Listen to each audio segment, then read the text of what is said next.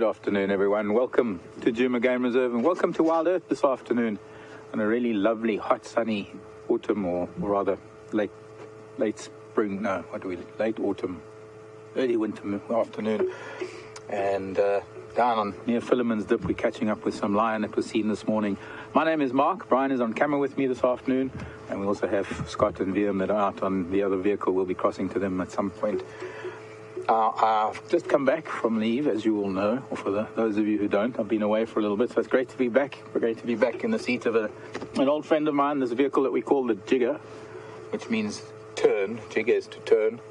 And also great to be back in Nkuhuma and with some of the familiar characters that we have and those that we see quite regularly over time. And this is one of the groups of lion that we tend to see from time to time. It's sort of the southern limit of their territory. Most of their territory extends a little bit to the north and to the east. They're known as the Nkuhumas, a pride of lion.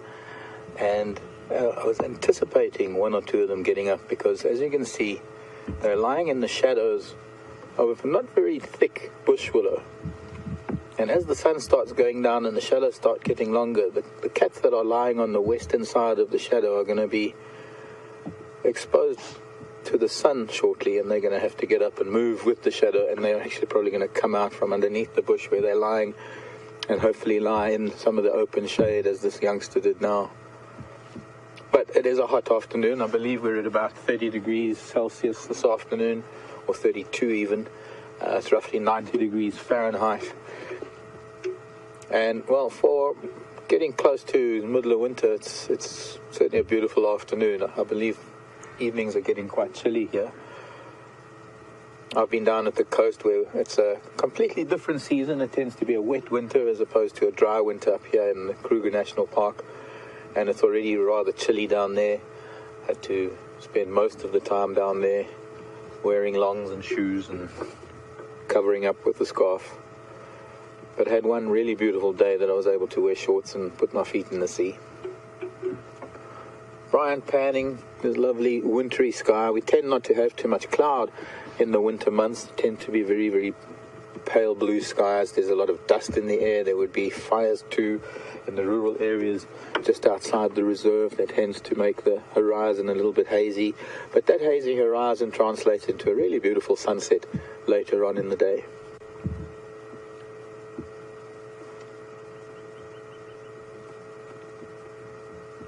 Being a hot afternoon, I envisage these cats going to stay here for the rest of the afternoon. I can't imagine them moving unless something came by. If there was a giraffe or a kudu or zebra, something might be walking by. But then again, being a hot afternoon, not many animals are going to be moving around unless they're making their way down to a waterhole or at a waterhole. Sometimes you'll find buffalo in the mud or warthog wallowing on the edges of the waterholes or small mud wallows. Sometimes hyena too. And so I think what we can do is we'll see if we can get a better look at these cats. I wanted to stop a little bit away just to say hello. I don't want to disturb them with my voice, but we can move in a little bit closer and just see how many there are here, if it is the whole pride. And then I think we'll go for a drive. We're going to have a look. I want to see what the bush looks like. I've been away for almost 2 weeks now, so it has changed somewhat. In fact, the change is a reverse change to what happened the last time I was on leave, because last time I was on leave it was getting very, very dry, and coming back to Nkuhuma, it suddenly seemed that everything was turning yellow prematurely, and that was in early April.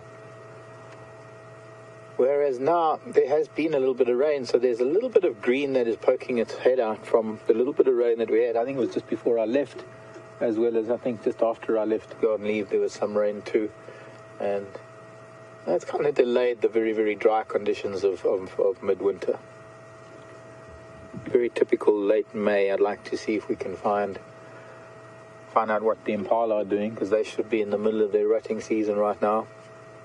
And maybe see what else there is in the immediate vicinity. I'd like to go for a loop and then come back and see if the cats have moved or if there's any change in them, and then maybe go for another loop to a different area. And by doing that, we can see if there are any animals that might be within the vicinity of these cats later on this afternoon if they chose to hunt. I believe that quite recently they were feeding on a young hippo. I did manage to see a photograph of that on Facebook. It was quite amazing. That's something I've only ever seen lion feeding on dead hippo. I've never found lion actually catching hippo, although I've certainly spent a lot of time with lion and hippo in many different parts of East and Southern Africa. It's not a usual prey item for them, especially here in the Sabi Sand. I think you might find that there are certain prides in other parts of Africa that might specialize in hippo because they've managed to figure out how to catch them, maybe larger prides. But it's not a common thing for the cats here in the Sabi Sand to take down hippo. I'd like to see how full the bellies are. Can't get much of a view from here because they are hidden by the grasses. One lying with her belly to the sky. I'm not looking very full, but I'm just going to creep a little bit closer. Let's get a better view.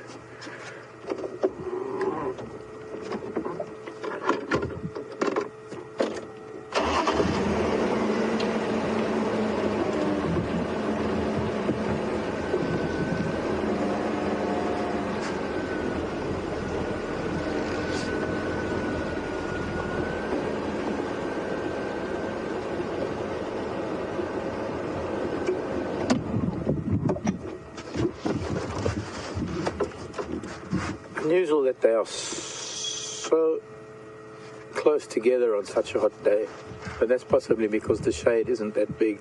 Now I can see some sun on one with her belly up, the one on the right you can see the very pale inside of her thigh. That's going to start getting quite hot there, and she'll probably be the next one to move.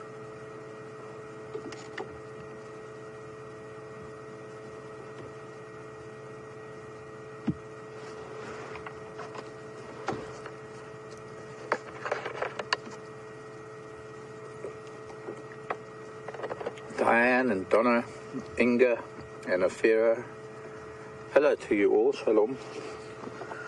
And some of the other tweets that are coming in. Thanks everybody for the welcome, for the return welcome. It's good to be back.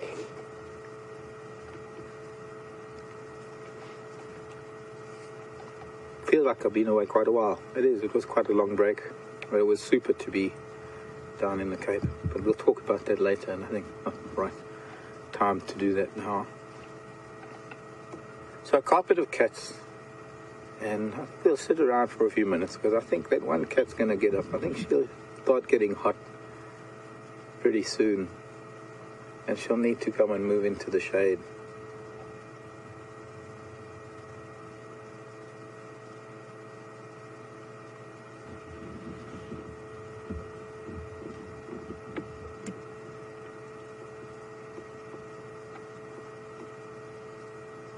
One, two, three, 4, 7, 8. Yeah, 8 of them.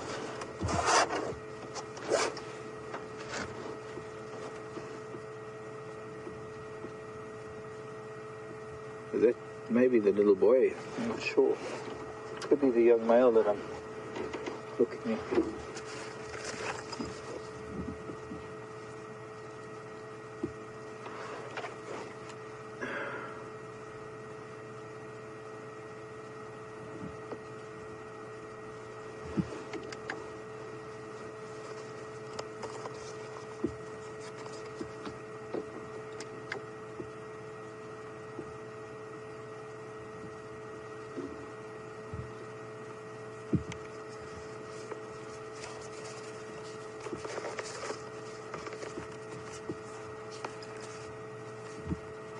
But with these sleeping cats breathing heavily and showing every sign that they're in dreamland at the moment, I'd like to hand you over to Scott to say hello.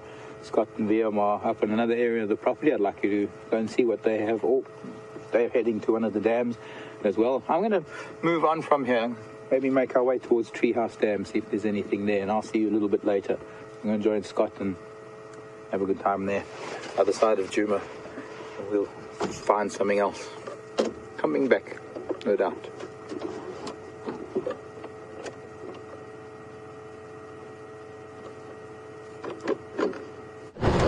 Good afternoon, everyone, and welcome to a beautiful, beautiful part of Nkuhuma Private Game Reserve.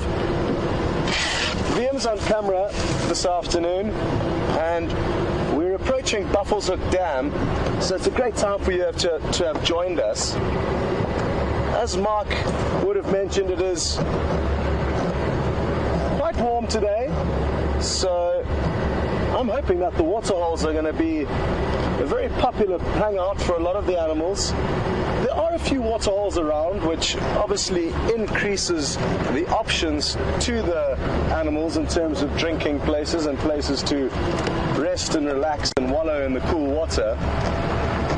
So what I plan to do for the start of this afternoon's drive is pop into the few waterholes and see if we don't get lucky at any of them. Sometimes you do need to be patient at waterholes. It can be your strongest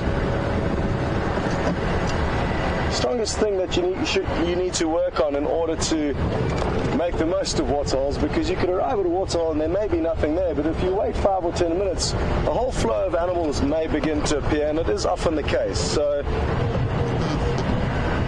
that's my plan, and in the next 30 seconds we should be getting there. Great to hear that the Nkuhuma Pride are still where they were left this morning, and despite the fact that they're fast asleep now, I'm sure Marc plans to return there a little bit later, because when it does cool down, there could be some great action to be had there, so great prospects with the lions.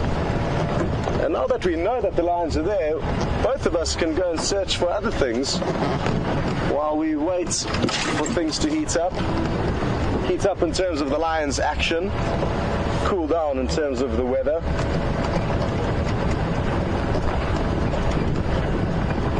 Okay, well, there's somebody at the waterhole. You can see just in front of us. And I'm just going to try and roll forward and stop in a position where VM will be able to film her for a while.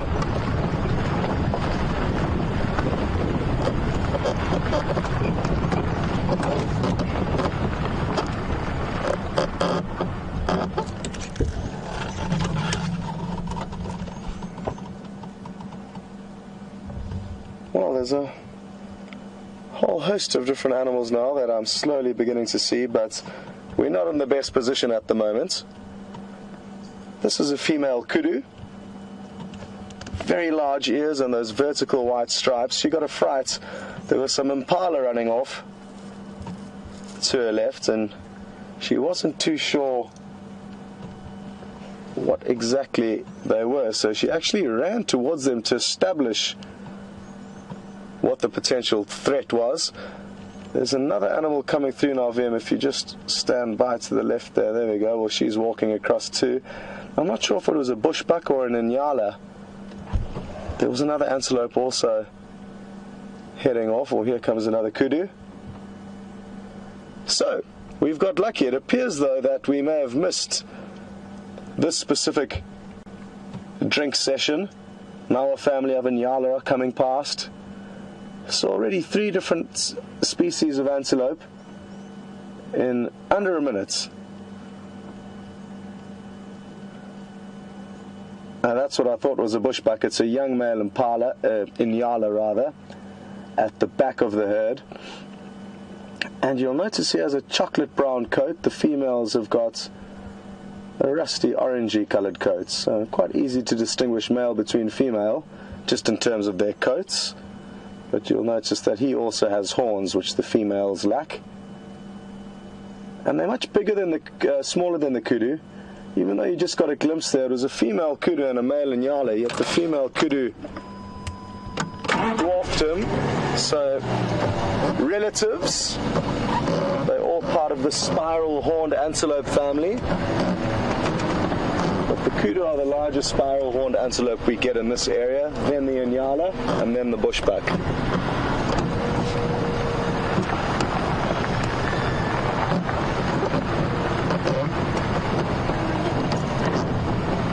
I think I know the perfect place for us to stop the vehicle. There's a little shady section. I just missed the turn off for it there.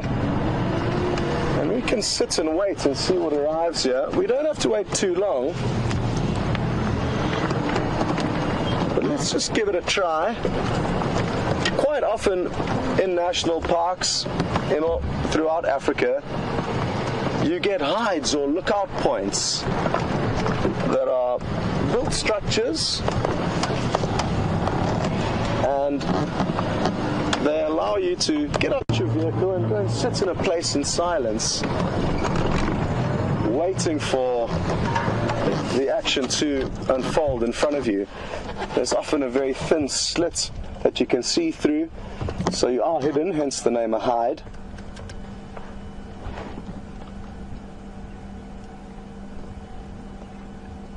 And we're just going to have a mobile hide this afternoon. You can see a hippo here. He's been here for the last few days.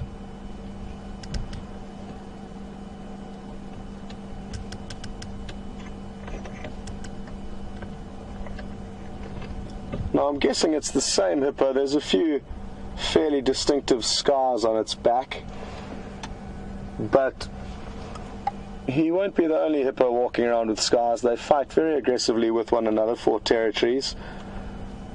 But at the moment, there's nobody to fight with, and he's got this whole pond to himself.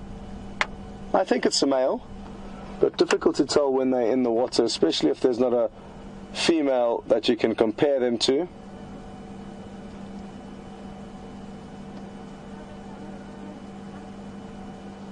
Now, as hard as this may be to believe, this is a live safari, so if you're joining for the first time, a very warm welcome. And just to let you know, it's a live safari. It's happening this very second, just many miles away from wherever you are.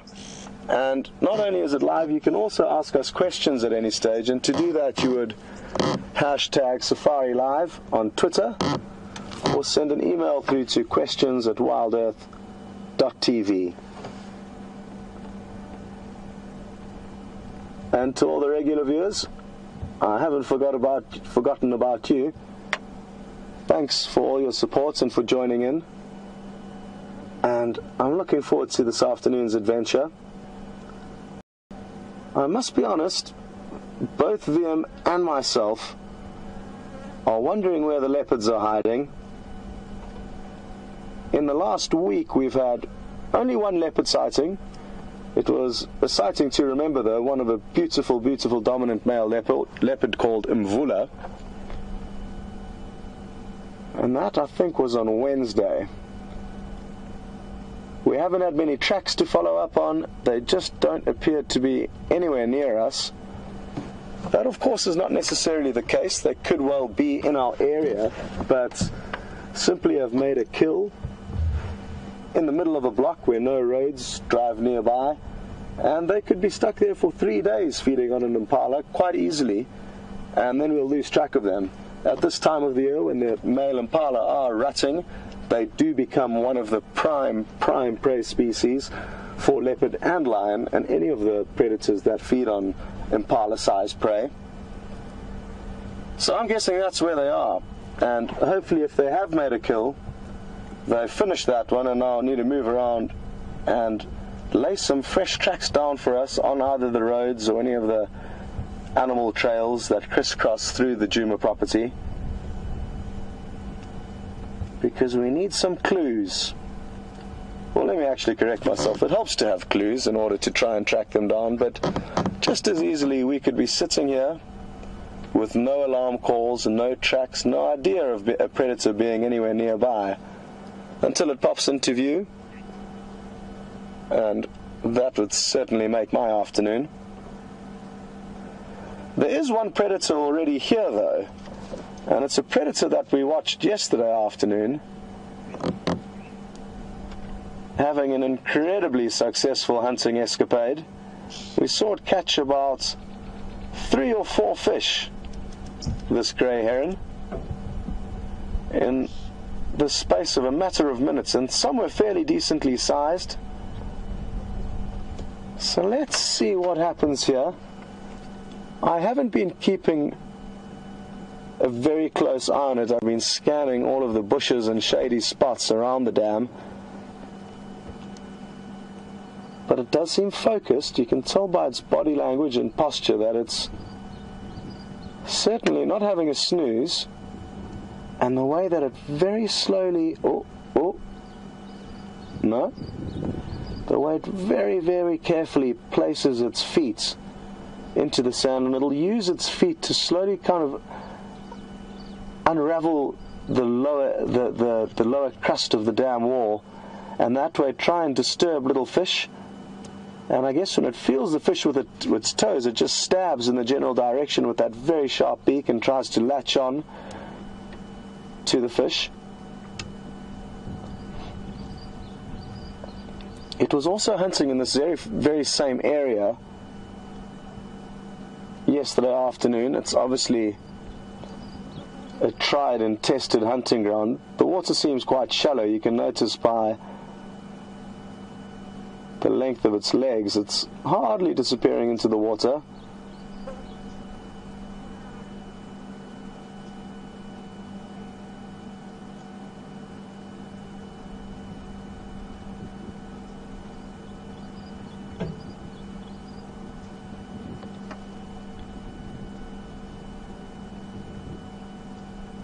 As incredibly well adapted as all of the predators out here are, their focus must be admired, because it can often take hours and hours of intense concentration for them to be able to catch their prey.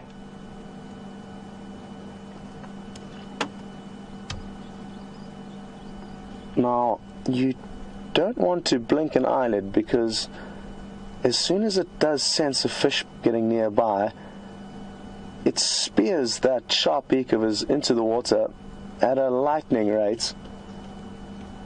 Oh, this is looking good.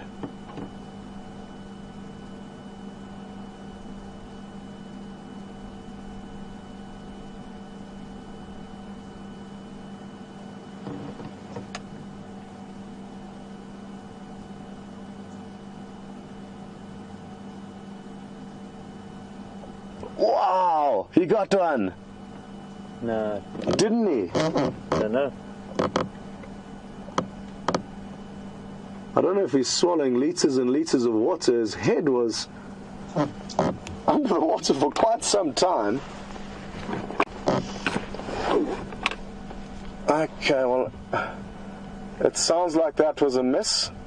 Anyway, you get an idea of how quickly he can fire that beak into the water. When I say he, it could equally be a she, and I... Oh! That was a cheeky little shot he just took there. Fired that one from the hip, it appeared. Okay. There's another interesting little bird walking down behind him, and that's Franklin, a Natal Franklin.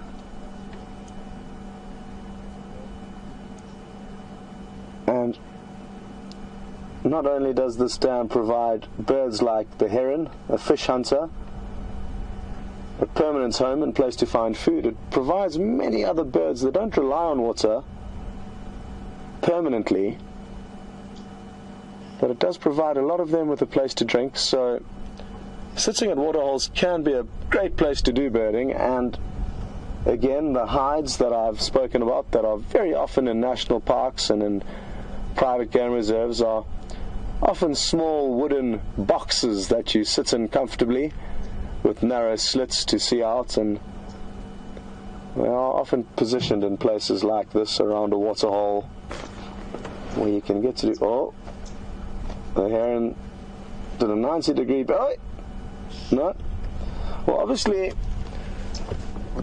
his sights must be out today, because yesterday it was almost 3 for 3, I think. Now he's sharpening his bill on a piece of elephant dung. I don't think that's going to help. A sign of desperation, one could say. Maybe it's not the same heron from yesterday. That's also possible. There's a number of herons that frequent this dam. And I was a bit silly to assume that it was the same one as yesterday.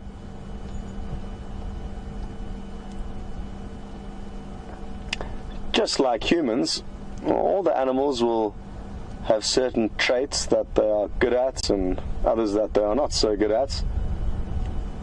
Be it a heron or a leopard or a lion, some are good at hunting and some are not so good.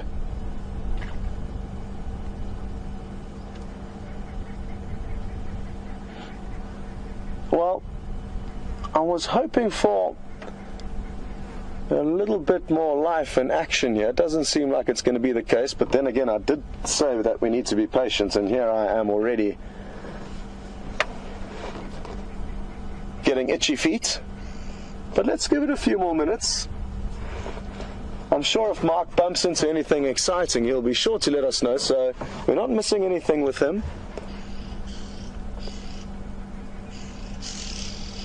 Oh, well, I can hear some oxpeckers coming in.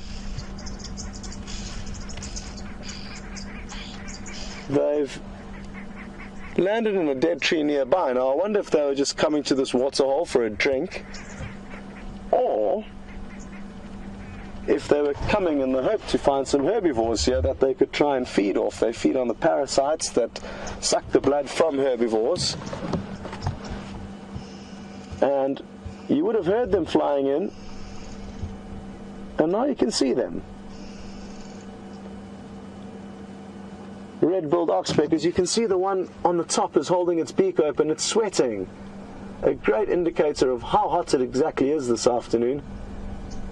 And the birds cannot sweat like we can, so they have to thermoregulate by opening their mouth. You will notice that some of them have got red bills and yellow eyes, and others don't. Those are the youngsters that have yet to get their adult plumage. They would have been born a few months ago. Now,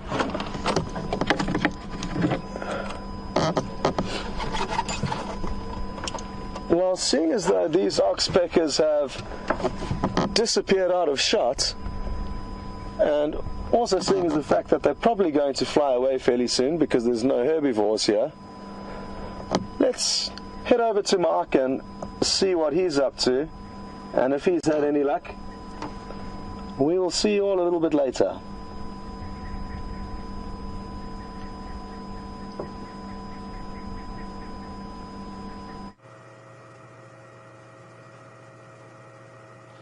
I believe you've been watching some oxpeckers at a distance, and we're fortunate enough to have them on a buffalo right in front of us.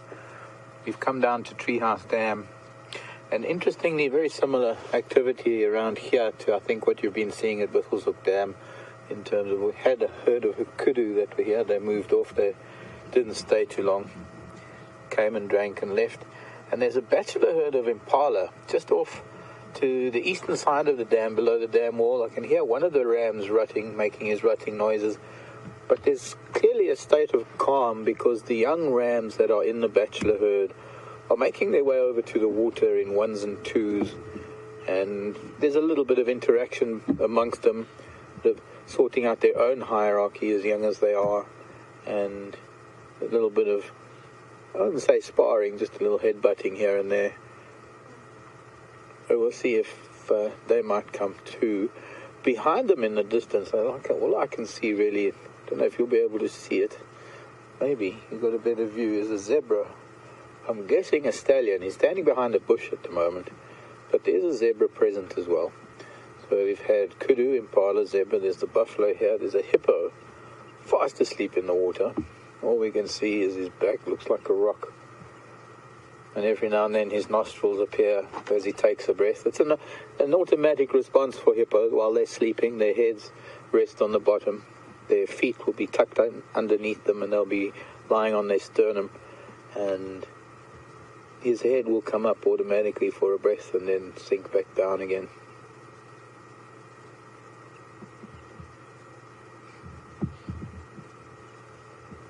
Lovely late afternoon light. We're sitting on the western side of the dam. It gives us an opportunity to look across the water, have that lovely reflection as the animals are drinking with the side lighting on them. And sometimes when it's very hot and there isn't much moving around, it's nice to just sit and wait and see what might appear, because you never know what's hiding behind a bush. And first appearances can be wrong. You could drive past the dam and at first sight might not appear to be anything, and then the more you sit, the more you look, the more you see.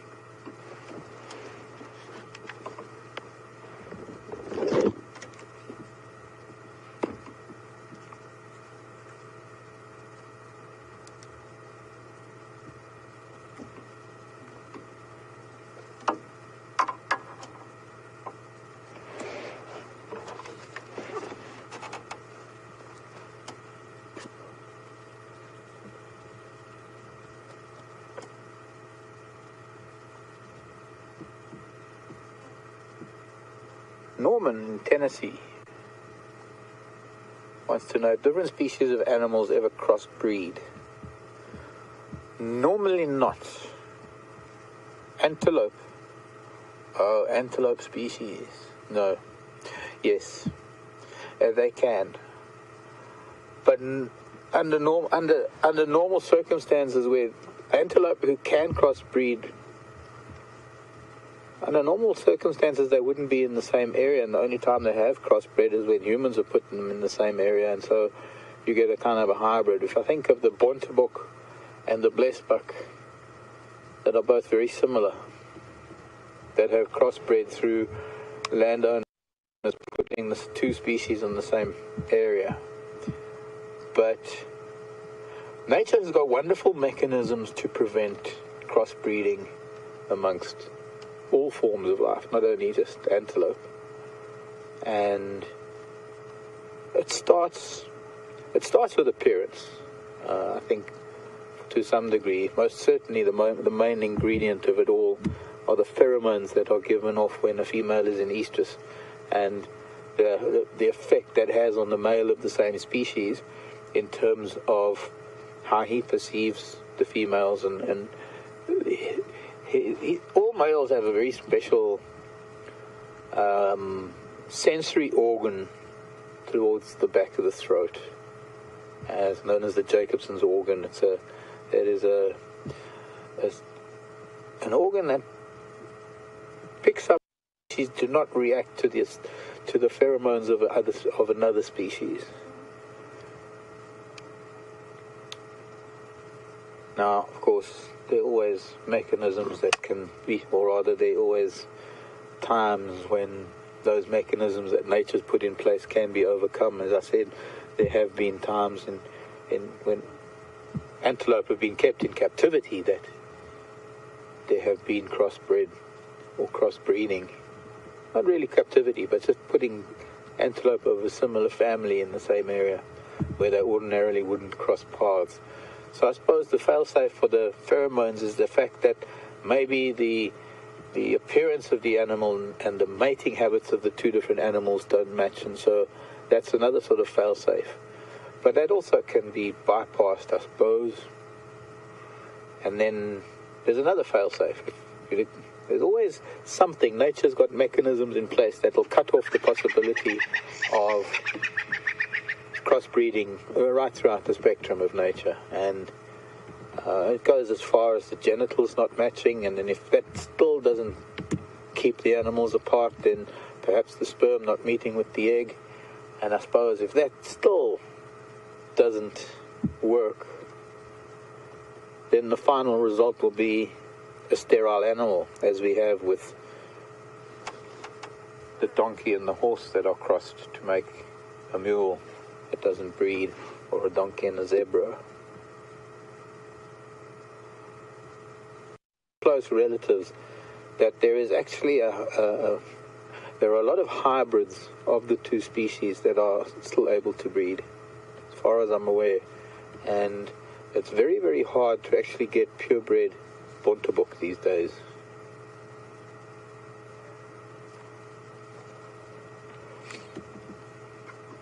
You can see how hot speckers are. They're panting, their beaks are open, much like a dog would be panting.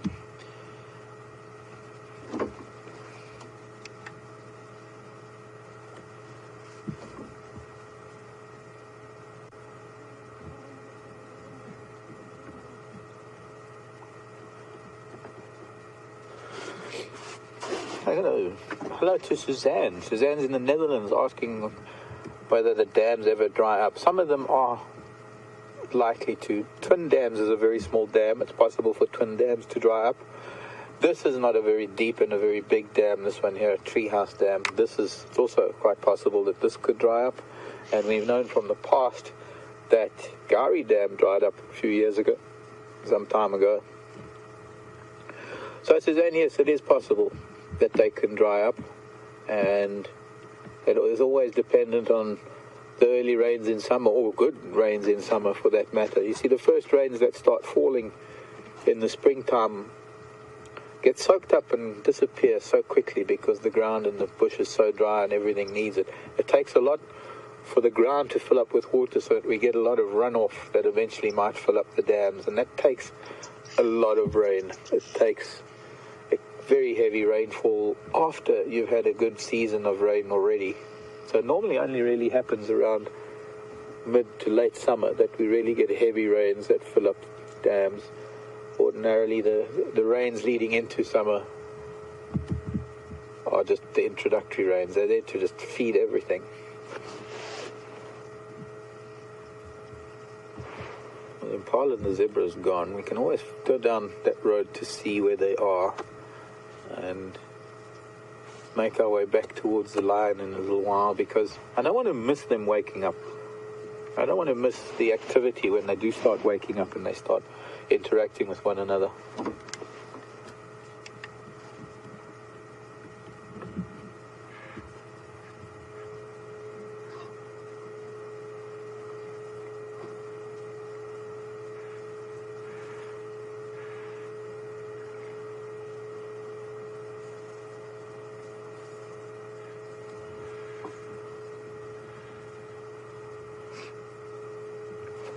James in Kansas City is asking what would happen to the fish, in particular the catfish. James in Kansas City. Hi there, James. Welcome to our drive this afternoon. Catfish, as you're quite correct, James, the catfish are able to burrow into the mud and they dig out a chamber for themselves. It does remain fairly moist. There's a very hard crust that dries on top of the remaining sediment of the dam, and it does stay fairly moist. But there are times when the next rains can be so far away that the catfish might be doomed. I think it's the other fish, like the tilapia, perhaps, that are the most vulnerable. But what happens is, as the dams start drying up, the birds take advantage of it. The herons, egrets, storks, kingfishers, a lot of birds that feed on aquatic life are well aware of the concentration of life that happens as the water starts shrinking and the fish have nowhere to go. So I think for a lot of the fish, including some of the catfish, some of the smaller catfish, they eventually get eaten by a lot of animals or a lot of birds, and even sometimes a leopard or hyena. But there will be some that will be able to burrow into the mud and survive. And of course, it'll all depend on when the next rains are. I'm not too sure of the length of period that they're able to stay fairly safe, encased in their mud cocoons, but that's something to look into. Several months at least. Strange, I'm not seeing any terrapins moving about.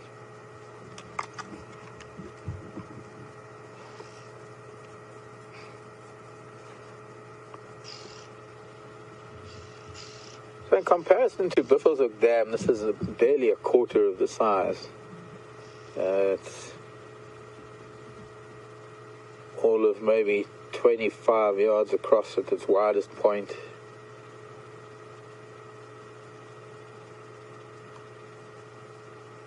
As opposed to maybe at least 100 at Buffelshoek Dam. So anyway, we're going to carry on driving. I'm going to take a ride down this road where I saw the zebra and the impala heading. We're going to go and have a look to see if there's anything down there.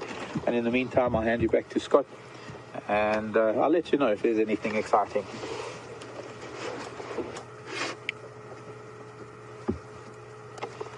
Down into the water. We'll go to the other side. Not that deep. Probably a huge rock down there.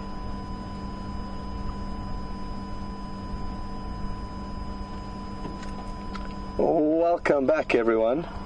And I believe Marc's been explaining the differences of size between the two dams that we are sitting at. Here at Buffelshoek Dam, we are enjoying a beautiful view of the southwestern side of the dam.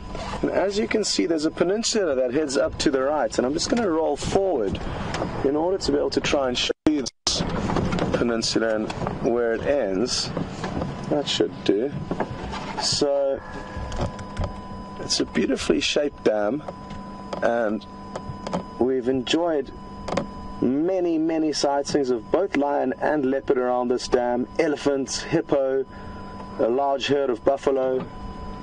There was even a resident crocodile for a while, or possibly two different crocodiles. We'll never know the end of that story, but potentially two different crocodiles that arrived here just one day, and incredible to think that they travel large distances over the land between the waterholes in order to get to these little aquatic oases. I'm not sure why the crocodile didn't spend much time here. There's so many fish in this dam, and as well as terrapin, and we actually saw it feeding on terrapin. Oh, hello, hippo. Now, there's also one hippo. I think it's the same one that's been here for the last few days. There was speculation as to, is it a female that lost her calf to the Nkuhuma pride of lion? That was about 4 or 5 days ago that they managed to kill a medium-sized hippo. I think it's a bull, though. Judging by the size of its neck, you can see those massive muscles protruding behind its ears, and to me that looks like a male, but I stand to be corrected. And beyond the hippo, you can see the grey heron. And it's still hunting. I've been keeping an eye on it. It doesn't seem to have had too much luck.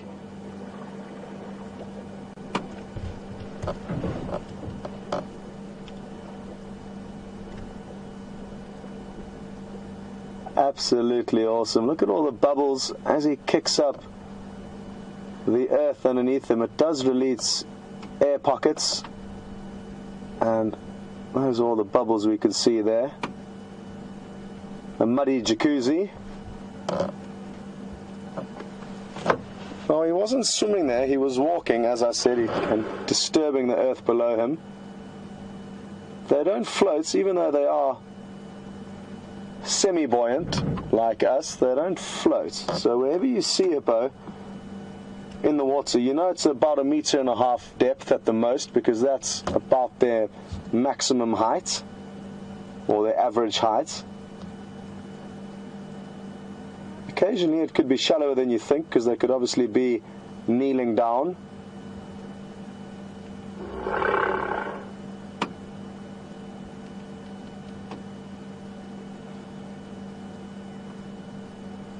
It's interesting to note how the different animals have adapted to their different lifestyles and environments, and you'll notice that he's got tiny little ears. Hearing isn't hugely important for hippo. Scott. Yes? We've got a visitor. Ah! We've got a visitor. It's our first visitor of the afternoon in terms of mammals. We missed a few inyala, kudu, as well as some impala as we arrived. They had finished drinking. But our patience paid off, and now we've got a combo deal of a Birchill starling and a big male impala. Both enjoying that beautiful little section of the Buffelshoek waterhole. Oh, now look.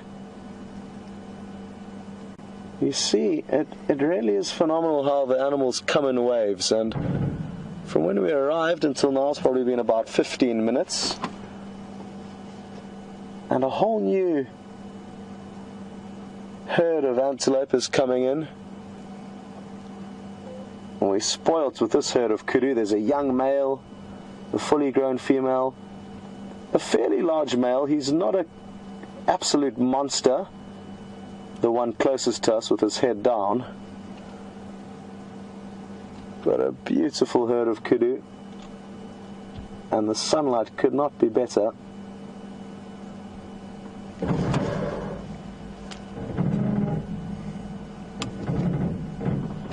Sorry, man.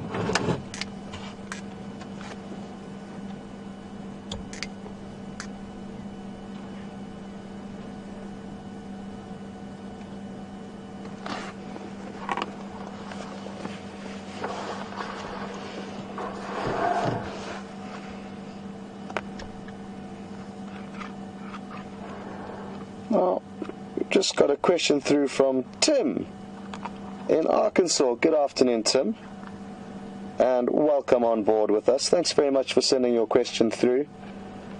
Tim would like to know how big an average male impala would weigh, and it varies on the area, but the average weight of a male is around 50 kilograms and females about 40, so that's about just over 100 pounds.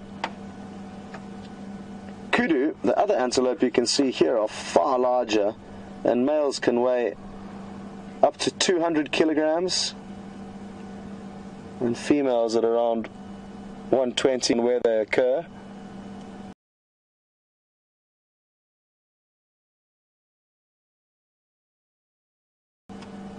And the same goes for the antelope.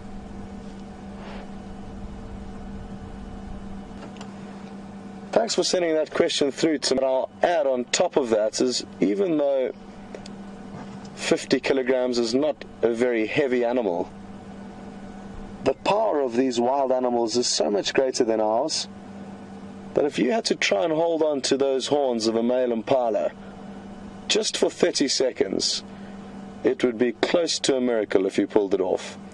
And most men are considerably heavier than that, yet their power is something to be reckoned with. And I often think to myself how lucky we are that so few of these animals realize their ability to harm us, because if all of them knew exactly what they could do to us, I think they would have punished us for some of our bad behavior over the last centuries. It's been great to notice how, because there are a few animals together here, they immediately feel safer than if they were to be alone. And it's a great example of safety in numbers. While some have got their heads down drinking, others have got their heads up, keeping an eye out. And it is a very dangerous area. They know that predators can lie here in ambush. I don't think there's one lying here yet this afternoon, unless it's not interested in hunting the kudu. And it looks like they've escaped this drinking session, and they're heading off with some oxpeckers on their back.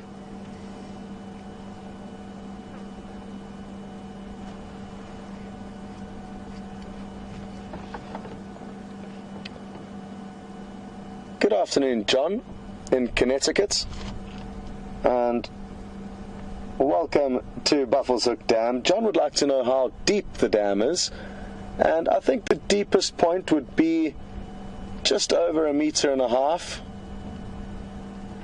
I have seen buffalo and hippo walking through various sections of this dam, and yeah, I'd say the average depth would be 1 to 1.5 meters, with the deepest section maybe being around 2 meters. I haven't been for a swim in here yet, John, and I probably won't unless the following summer forces me into it, but it would be a dangerous move with hippo and either crocodile potentially being in here. It's not going to be a very relaxing swim. But from watching animals walk through here, I'm thinking a lot about a large herd of buffalo that we saw here. I got a good idea of the depth of this dam, which was great.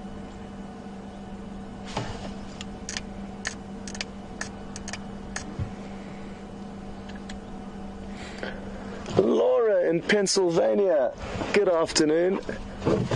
Laura would like to know if there's any weaver nests. And weavers are birds that are rightfully named weavers because they've got the incredible ability to weave nests out of grass. And up to our right over here, we do have two different types of weavers.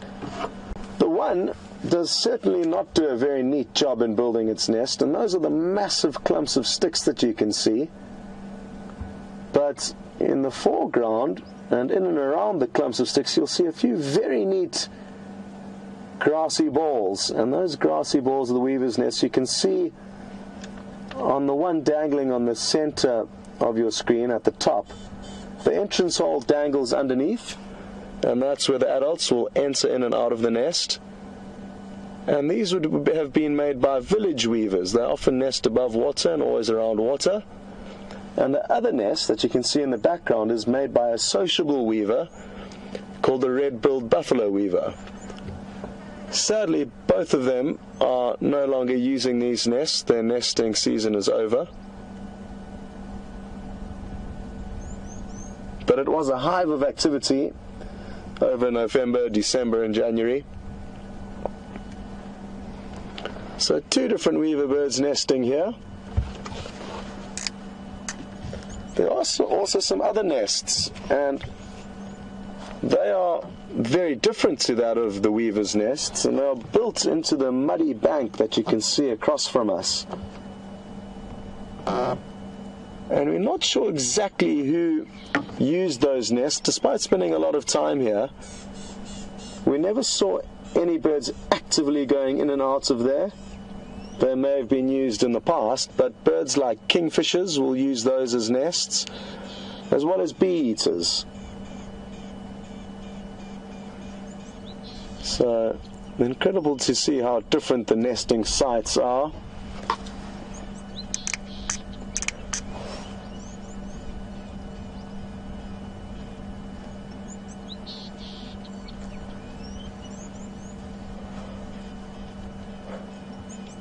Okay, well, folks, I really am enjoying all these questions, and for those of you who are not yet birders, it's worth opening your mind to. It's certainly part of the safari experience, and you can't just think about the big stuff. As easy and as nice as it is to watch lions hunting buffalo, it doesn't happen all the time. And in those moments in between, bird watching is a great way to keep entertained out here and keep testing yourself and learning new things. Now, Bob in Iowa would like to know where the red-billed oxpeckers nest and what their nest looks like. And it's interesting, it's different to the two types of nests we've just looked at, in that they nest in cavities in dead trees. I've mainly seen them nesting in dead knobthorn trees, but any holes in any trees will be a good home for a red-billed oxpecker.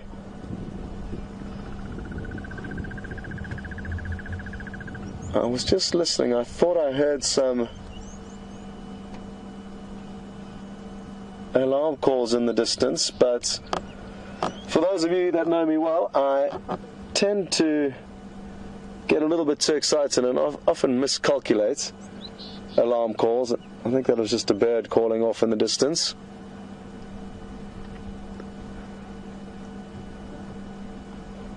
Well, I think Buffelshoek Dam has been good to us, and we'll maybe spend a few more minutes here before heading off and seeing what else is around.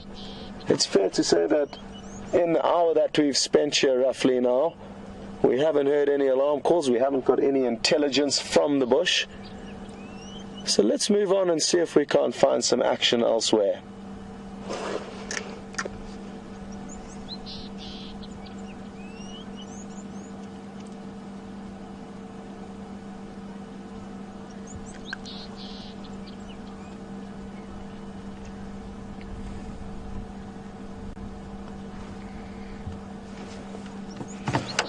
Okay, well, Kathy, it sounds like you also have a beautiful sunny afternoon, or sunny day in Florida rather, and good to hear you're enjoying the good weather over there. Now, Sandy's interested to know, will hippo chase animals or try and bite onto them at any stage, or just simply chase them away, be it the heron or the impala or the kudu? The answer to that is yes, they will, but typically only in drought situations or when they are feeling threatened by other animals. Interestingly enough, I've once seen a hippo chase a buffalo out of a dam, and the poor buffalo was being chased by a lion, so the buffalo retreated into the water as a safety refuge, and the hippo came charging out. I was thinking to be on the buffalo's side, but he turned out chasing the buffalo straight back into the lion. So a lot will depend on the individual hippo and its personality. They can be extremely short-tempered and actually kill more people in Africa than any of the other mammals. Now, there are more reasons to it than that need to be explained, rather, and that is that hippo can live in and follow waterways that run outside of national parks or safe havens for animals, and therefore you get human-animal conflict. And it may be a simple act of people just going down to the waterhole to wash their clothes, or down to the river to wash their clothes, and stumbling upon a hippo that's in a bad mood. And they do have bad moods and short tempers. So, yes, they do chase animals, even humans. And here comes a beautiful male nyala. But in a situation like this, they'll have very little reason to chase off anything. There's a lot of water in the dam. He doesn't feel threatened, and I don't think that's going to happen today.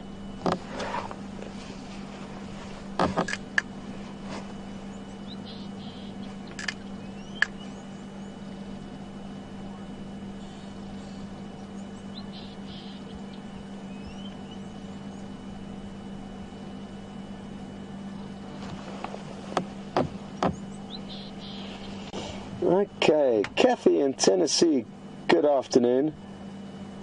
It's a pity this nyala has just disappeared out of shot, because Kathy was interested to know, what is the easiest way to tell the difference between a kudu and a nyala? Now, when they're standing next to one another, it's quite simple, because the kudu will be much larger than the nyala. But if they're on their own, things that you should look for, Kathy, would be the corkscrew-shaped horns of the kudu. So just imagine a giant corkscrew with very distinctive spiraling horns that creates a very clear twist.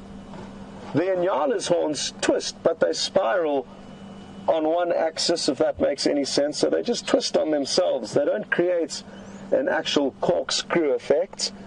So that would be one of the key indicators to look for. Obviously, you'd need a big male kudu, or at least a half-sized male kudu, to see that. Another thing for me, which would be easy for you to tell the difference, would be coloration. Now, kudu are very pale-colored. Oh, here we go. And they're both uniformly almost grey. This animal, on the other hand, it has the vertical white stripes like a kudu, but it doesn't have a grey coat. It's got a rusty orange coloured coat. So the rusty orange colour is a female nyala. The dark chocolate brown is the male nyala. Now, the only way I could think of helping you to remember that is occasionally you find slabs of chocolate with both dark chocolate and orange in. So remember, dark chocolate and orange is the male and the female nyala. They go together. And the kudu is grey. So there's not much of a colour difference between the male and female kudu, whereas in nyala it's very distinctive. Now these are nyala, just to clarify, the orangey colour. I'm hoping a male will follow these ladies out, and there's a strong chance that will happen.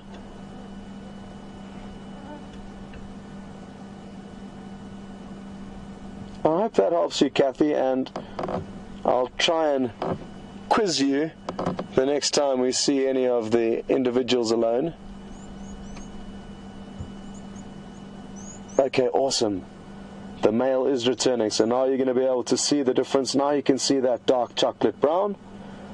The male kudu would lack the prominent white socks and orange socks, or essentially the socks on its legs. and it would be a grey colour. Well, folks, I think it's about time for VM and I should start moving on. I just want to make a minute or two just to see where these Inyala decide to drink. They could come down and spoil us to a beautiful sighting of them drinking, or they could continue.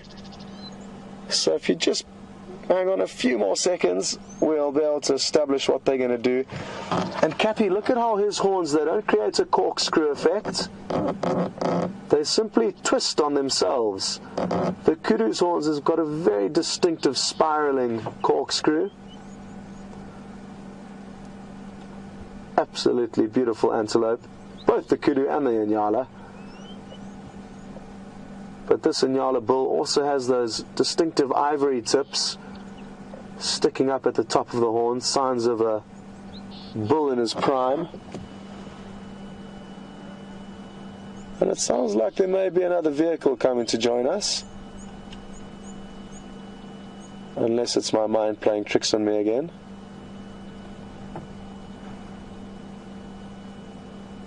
But they are going to come down and drink, so let's enjoy the sighting of them before cutting across to Marc.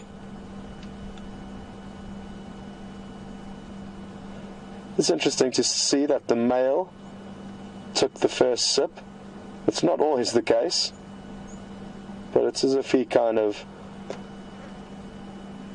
reassured them that it is safe. But he's doing it for a very simple reason, that he's trying to seduce these ladies, hoping to mate with them.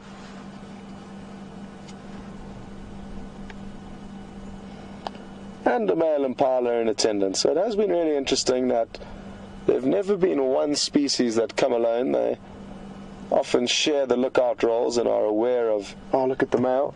A good sign that he is charged and really trying to impress these ladies, buffing up his horns, displaying his strength, tossing that mud into the air. And he's wagging his tail proudly. Let's see if he does it again.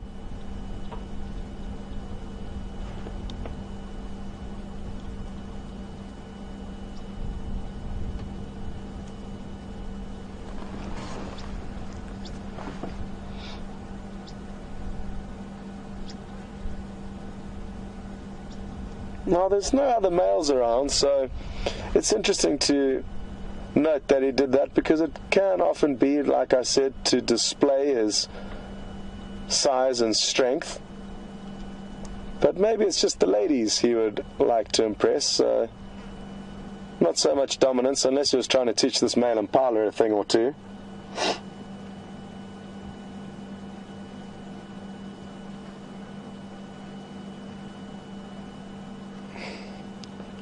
Well, it seems like the Inyala have finished drinking, and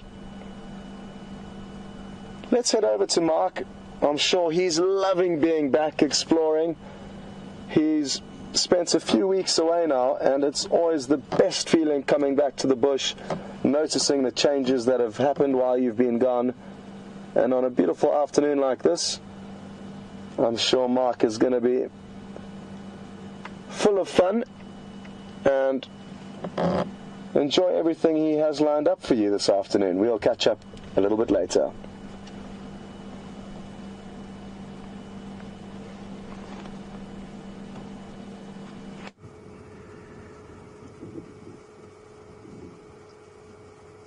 This is the jigger with its wheels. Brian's on camera with the thumb.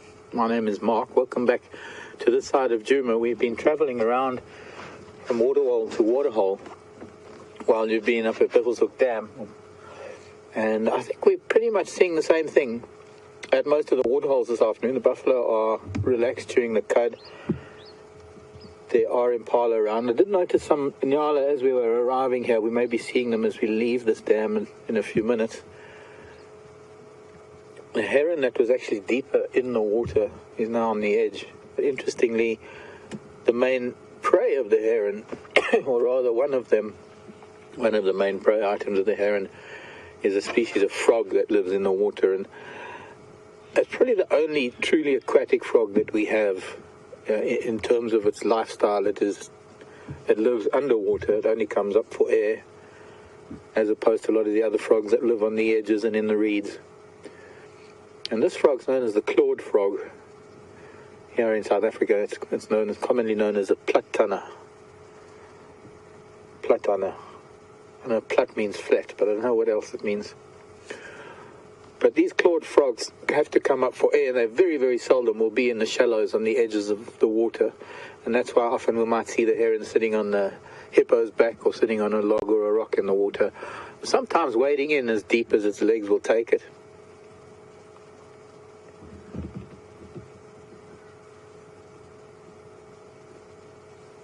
Lone impala ram. Excuse me. Got one of those frogs in my throat.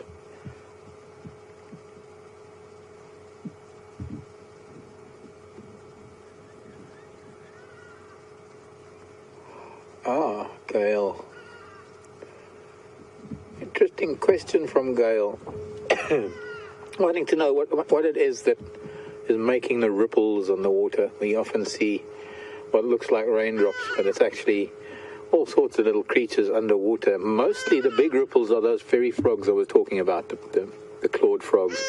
As they're coming up for air, there will be little back swimmers, a number of bugs, true bugs actually, aquatic bugs. In fact, probably the most numerous of aquatic insects belong to the bug family. There are also a couple of water or aquatic beetles that we might find in the water that will be coming up for air. A lot of these bugs and beetles trap air around their abdomen, and that's where their breathing apparatus is, their lungs, as it were. Insects don't breathe through their mouth, they breathe through holes in their abdomen called spiracles, I think. And there's a pair on the side of each segment of the abdomen of each insect. And sometimes they have very fine hairs that allow them to trap air around their abdomen so that it almost acts like an aqualung, and it allows them to stay underwater until the oxygen level is depleted, at which time they need to come to the surface, and that old air is expelled, and that the hair on the body traps a new bubble of air around them. We know there's a spider, maybe not here, but there is a spider that has perfected an underwater web where she'll actually release bubbles from her abdomen and make an underwater dome, an underwater bell, as it were, diving bell, where she will live. We have fishing spiders here, and they are able to go underwater. They go underwater in defense and to catch fish and to catch some of these aquatic creatures, but they mostly live on the surface. They'll dive underwater to go and catch something, but they will come back to the surface. They also will trap air around their abdomen. So it's a combination of fish, insects, frogs, all breaking that surface tension of the water with those little ripples.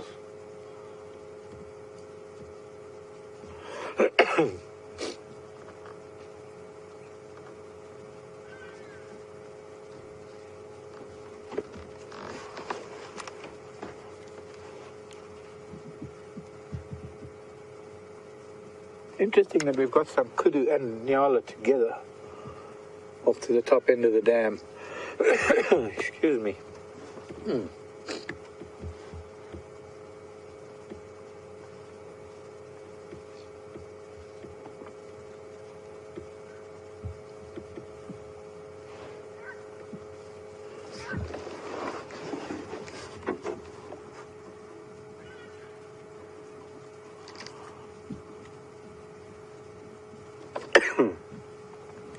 Can you see the starling next to me? I can too. I'm trying to make out what it's eating. It could be ants. Starling's one of the few birds that will eat ants. Or they could be termites. But I don't think harvester termites would be busy right now. Because harvester termites would be the only termites that could be busy above the ground. But the starling is really very busy. It's found an entrance, and there's a lot there for it to eat. Each time it pecks into the grass, it It's actually eating a small insect.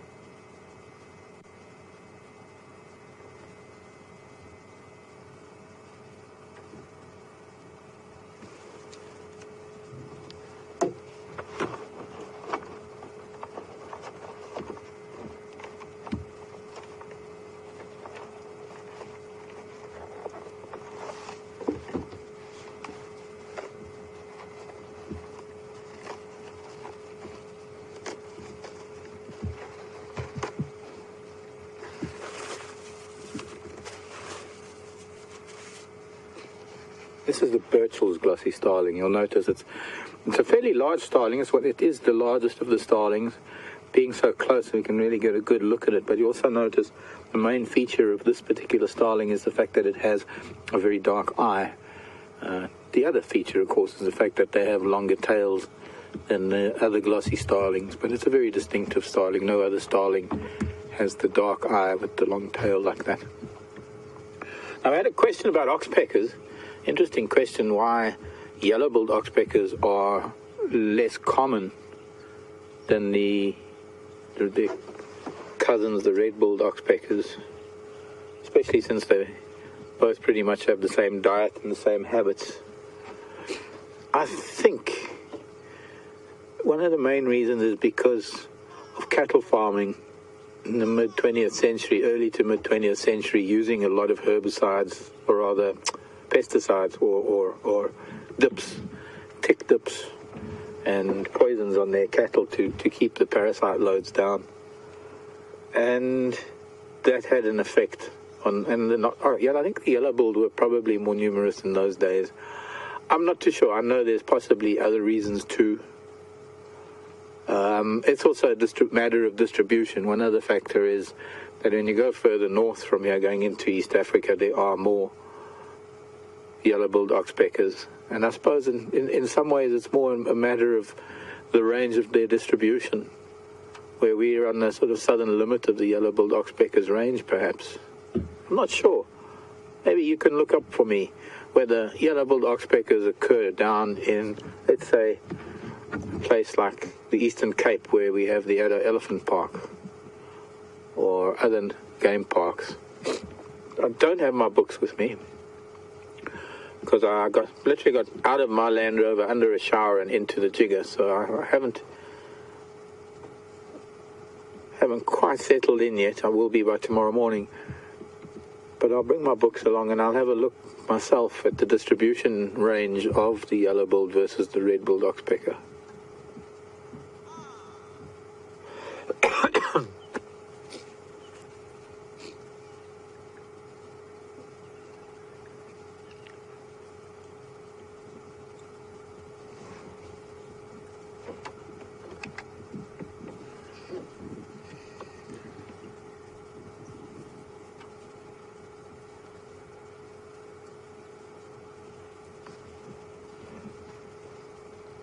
See those kudunyana have left.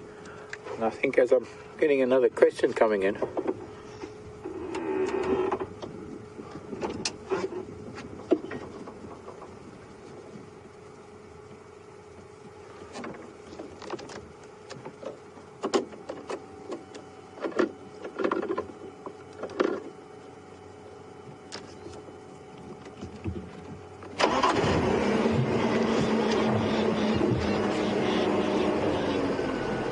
At Buffelshoek Dam, Scott would have been showing you a weaver's nest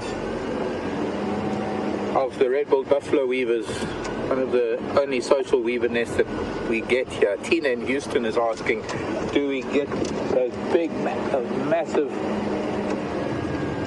social weaver nests that you get, like you get in Houston, Tina's in Houston, in Namibia, in the quiver trees, in Namibia, and other trees.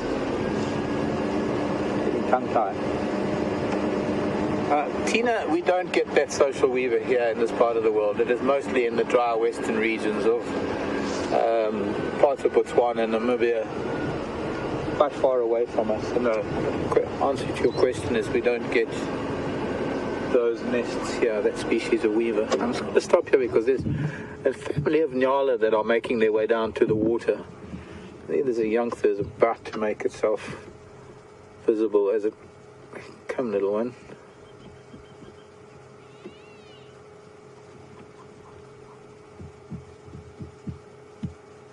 Just behind this bush willow. And I'd like them to come out. Looks like they might be making their way down towards the dam. Shadows are getting longer, and I'm eager to get back to that pride of lion to see what they're up to. That was the Birdsall starling making a noise, by the way.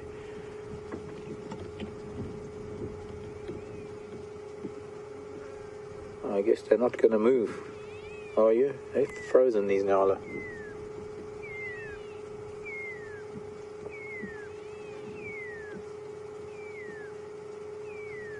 There we go, mother and child. Come out.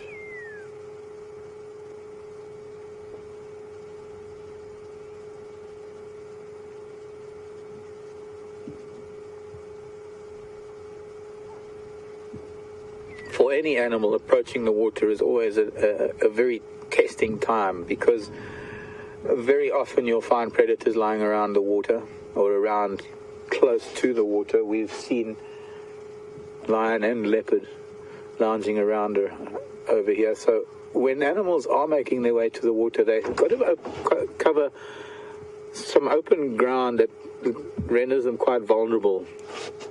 And so it can be quite some time before they are convinced or satisfied, rather, that no danger lies ahead. Obviously, with the starling making its noise now, made them maybe a little bit more alert. There seem to be 4 of them, 2 females and 2 youngsters that are coming out of the shadows. And with the females being quite cautious like this, of course, it translates to the youngsters, and you can see how the youngsters then also learn that you can't just go barging into a place or out into the open. You've got to be very, very careful where you put your feet. There was a parrot that just made a squeak off to our left somewhere.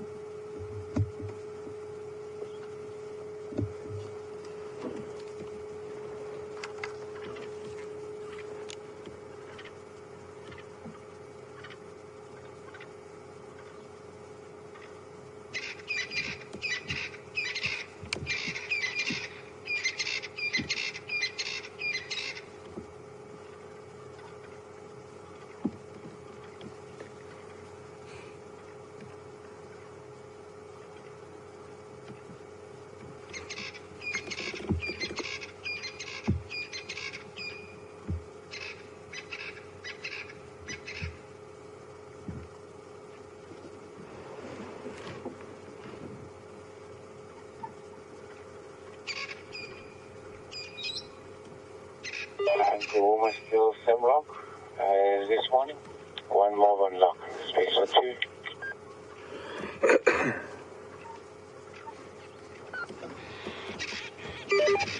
Copy that, thanks. Andrew, confirm, are they still fast asleep? Yeah, family was 1 more fast asleep.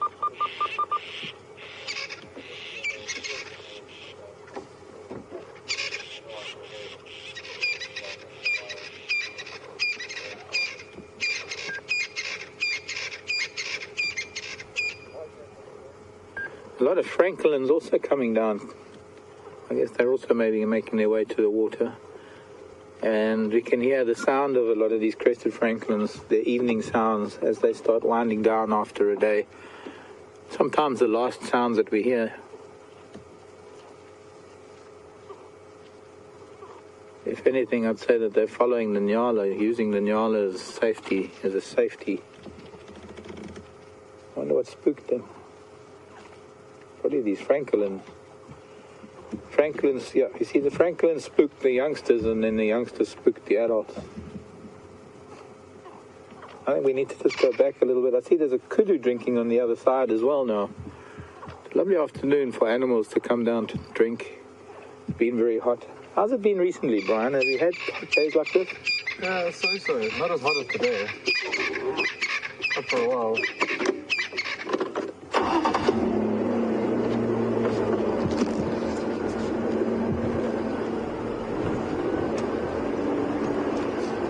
I'm sure that whoever's zooming at the moment will be picking up these nyala and the kudu on the other side, but I think let's just have a look.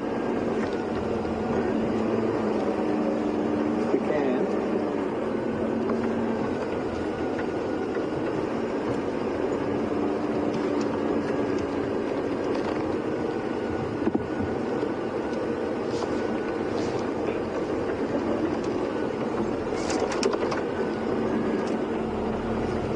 Mostly because not everybody is on the waterhole camera, but also because the light is just so beautiful right now. And I hear there is a vehicle with the lion at the moment, so if there is any change, I'll certainly hear about it soon enough. And I want to eventually get back to those cats and see them as the sun starts going down and the temperatures start dropping. I think after a hot day it's possible that they might stay flat for longer, but we never know these things. That's what it's all about, the unknown, and going to find out.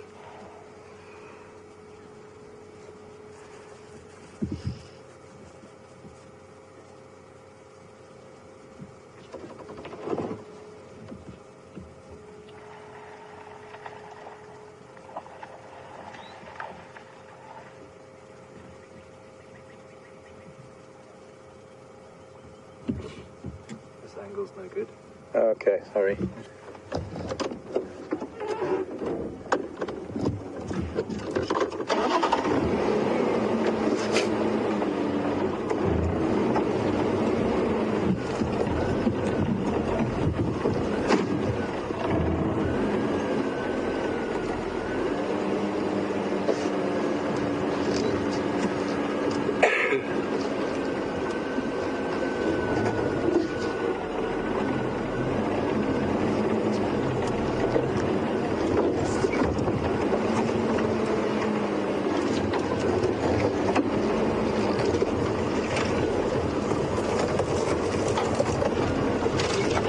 Remember, you can send in questions to questions@wildearth.tv, and you can also tweet us #SafariLive if you're on Twitter.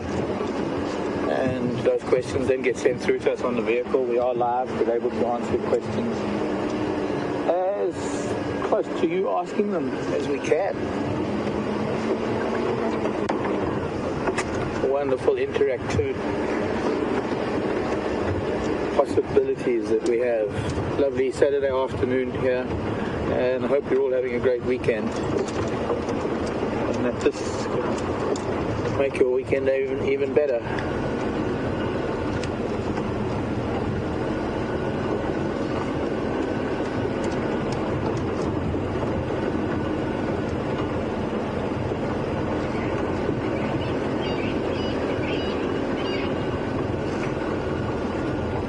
Sandy in Texas.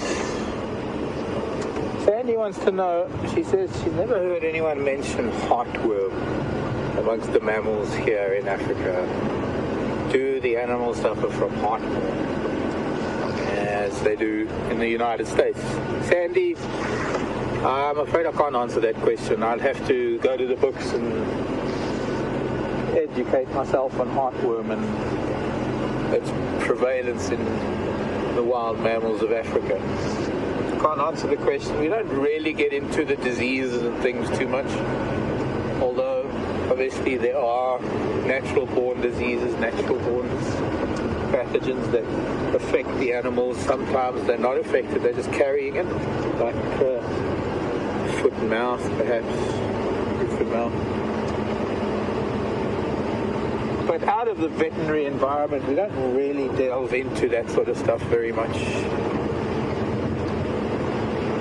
Mostly because, I don't know, I guess this is pretty much a hands-off part of the world. We're in a very big national park. Animals here are the way they have been forever. These animals are not kept. If anything, it's we, the humans, that have to live behind fences. far as the animals are concerned, human nature takes its course. And of course, there are state veterinary services, and there is the animal health, the government organisation called the Department of Animal Health that deals with these things. But for those of us in this type of industry, we are so far removed from being involved in okay, we better go to Scott quickly. He's got something while I'm rambling on about diseases. So answer no, let's go to Scott. I'll see you back here shortly. No guinea fowl. Welcome back, everyone. And this is a knobthorn tree, and I'm going to let VM take you on a little adventure through the branches, and let me know if you see anything out of place along the way. Trees are often home to birds, but they're also home to other animals. And if you look closely, maybe you'll notice something's not quite right.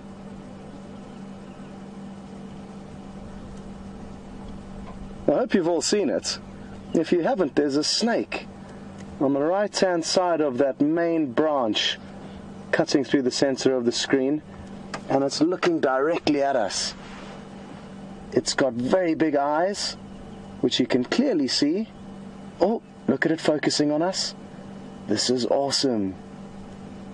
It'll just be making sure that we're no threat to it, and I'm worried it may slither off. So you came to us just in time, and hopefully we'll be able to give you a few more shots of it as it slithers through this tree. It's called a Boomslang, which means tree snake in Afrikaans, and it's named for this reason because it lives mainly in trees, exactly where we're seeing one now. So an arboreal snake with very, very large eyes. Its eyes are one of its most characteristic features. We can also tell that this is a male because of its bright green coloration. The females will be a duller olive color, and they hunt predominantly on birds as well as reptiles like chameleons, and it's searching for something to eat.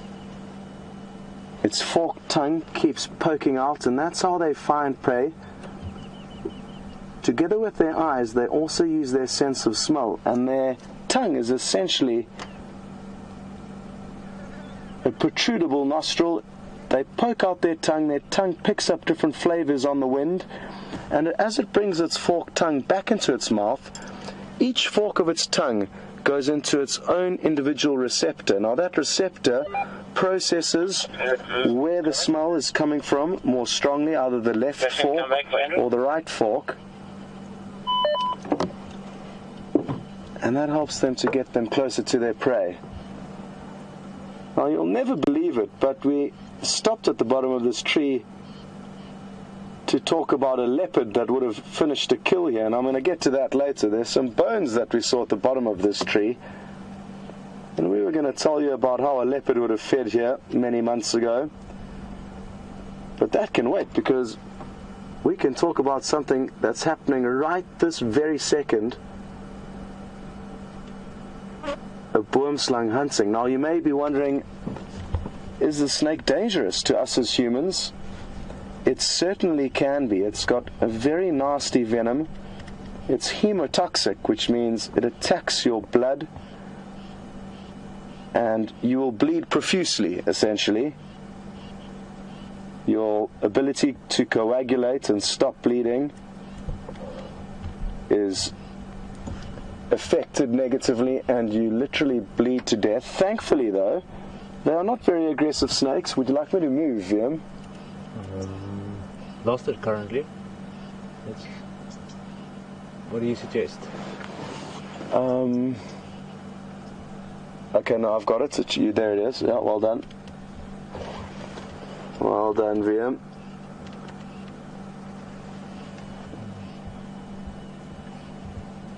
It isn't easy to see, folks, but it really is cool to be seeing. I know Marc managed to find one of these with Jason a couple of months back, feeding on a chameleon.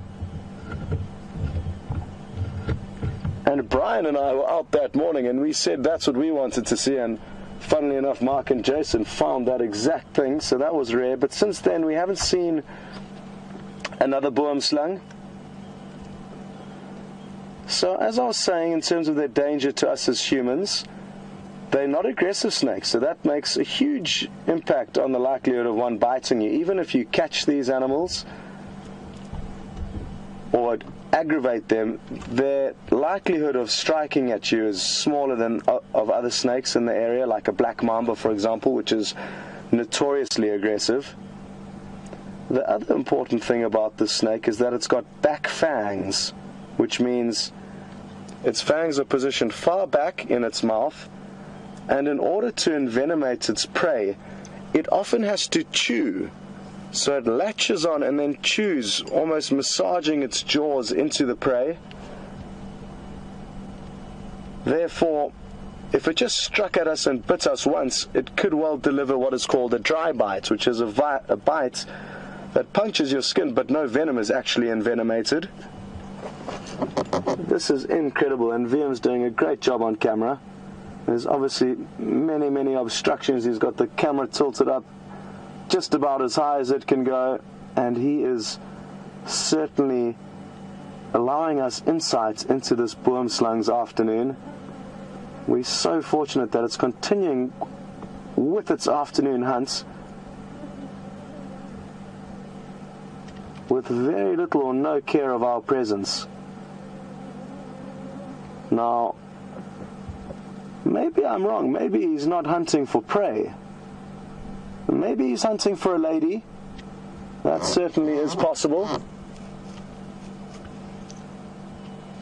And it looks like he's coming back down towards us, so I'm not going to move a muscle. And hopefully we'll get spoiled with a few more great views of him.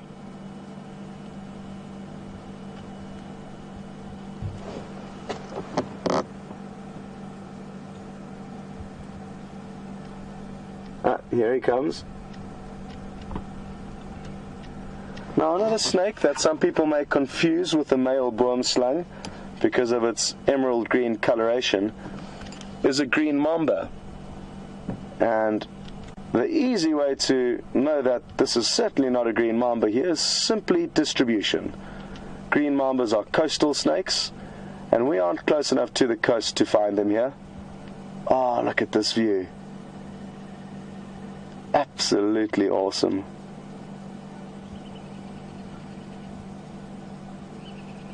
That squirrel has to wait. You may have heard VM just saying the squirrel has to wait. There's a squirrel that's been alarm calling, and as VM spotted the snake, I had heard the squirrel alarms calling, and I wanted to dart off in that direction to find out what exactly the squirrel had seen, but VM just reminded me that the squirrel can wait because the snake action is just too good.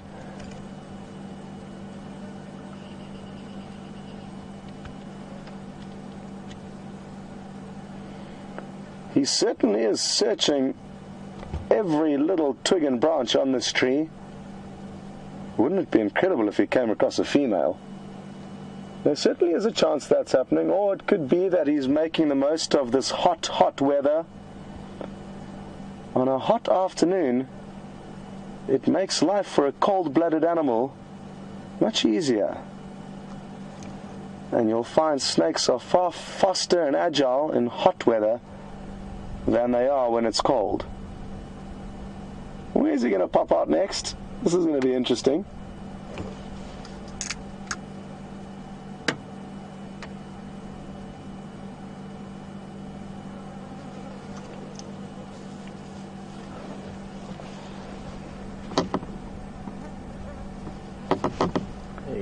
Oh, awesome.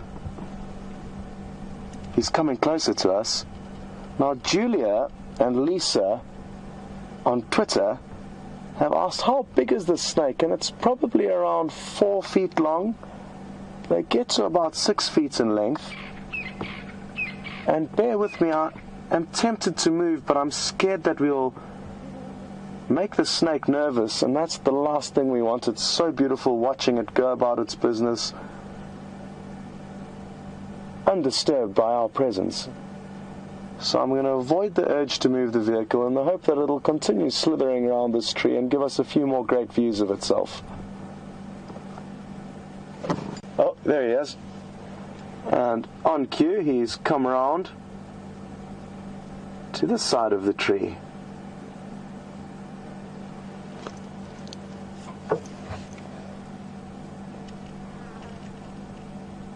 It's phenomenal how easily they maneuver their incredibly long body through this tangle of branches and thorns without getting snagged.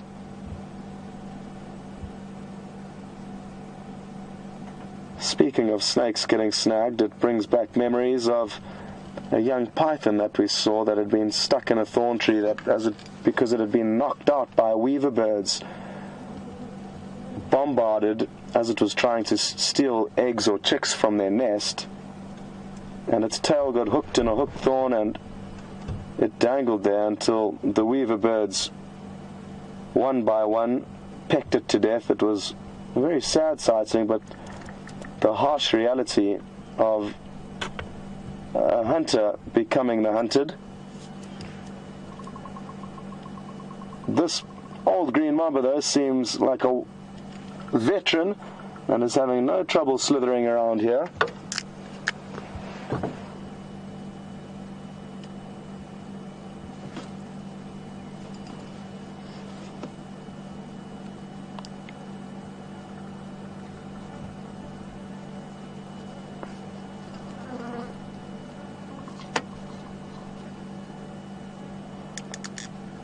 Well, that's great to hear. Peggy in Montana, she's also reminiscing about a previous WildEarth sighting, and that was of a very similar looking snake, she says, and it could well have been the same snake, the Boomslang, as they are notorious for doing exactly what Peggy saw, and she saw one of these snakes investigating weaver birds' nests.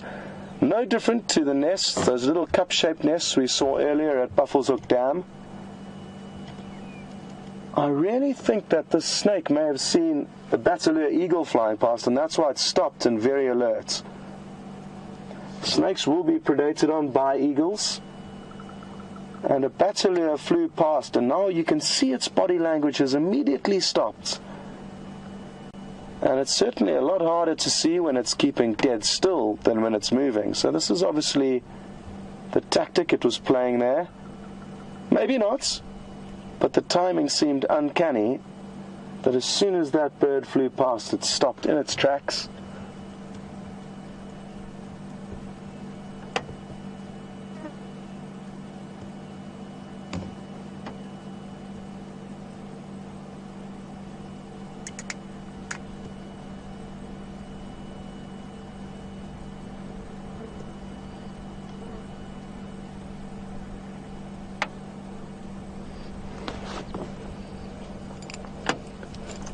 Good afternoon, Cindy in Tennessee, and Cindy would like to know whether the snake would eat the little ants that we saw crawling up the bark of this tree, and no, it's very unlikely that they would. The main prey of this snake is chameleons, other small lizards, and birds. Ants are a bit too small and don't fit the menu of the boomslang or tree snake.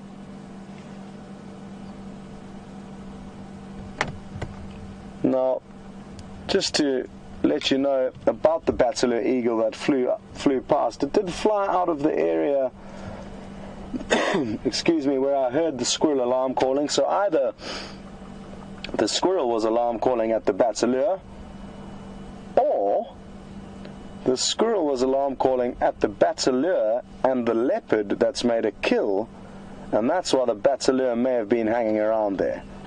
So a huge speculation, but these are the things we have to think about when we do see signs and different animals and try and piece the puzzle together. I can't see the Bateleur anymore, so maybe the snake is taking extra precaution, or maybe it wasn't even the bird that had stopped its afternoon's activity here. I don't know how on earth VM found it, but well done, again.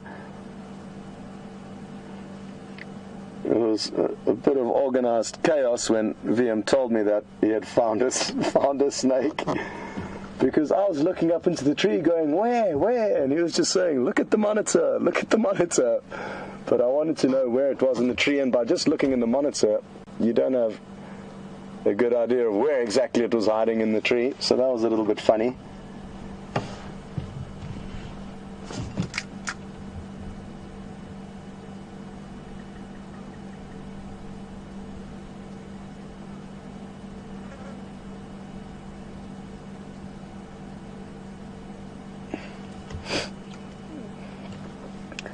Kathleen from Glenfield. Good afternoon, and Kathleen would like to know if this snake would possibly prey on hornbills, which do nest in trees like this, in the cavities of knobthorn trees. And I think certainly, yes, a baby hornbill would be manageable sized prey for a boomslang. What you need to remember with snakes is that even though they may have an apparently small mouth,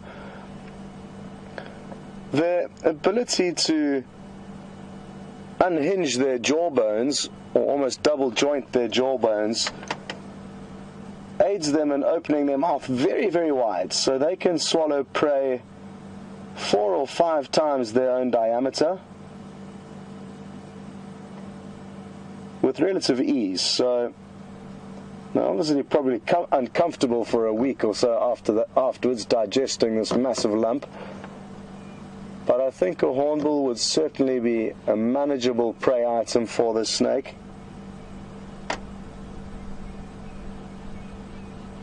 Even the large flap-neck chameleons that we get in this area will easily be consumed by a boomslang. It's probably about as thick as an average human's forefinger. So not abnormally thick, but that's probably not the best description, because as you all know, you get some people with massive hands and others with small hands, but probably about a centimeter and a half, 2 centimeters at the most in diameter. So not a very thick snake.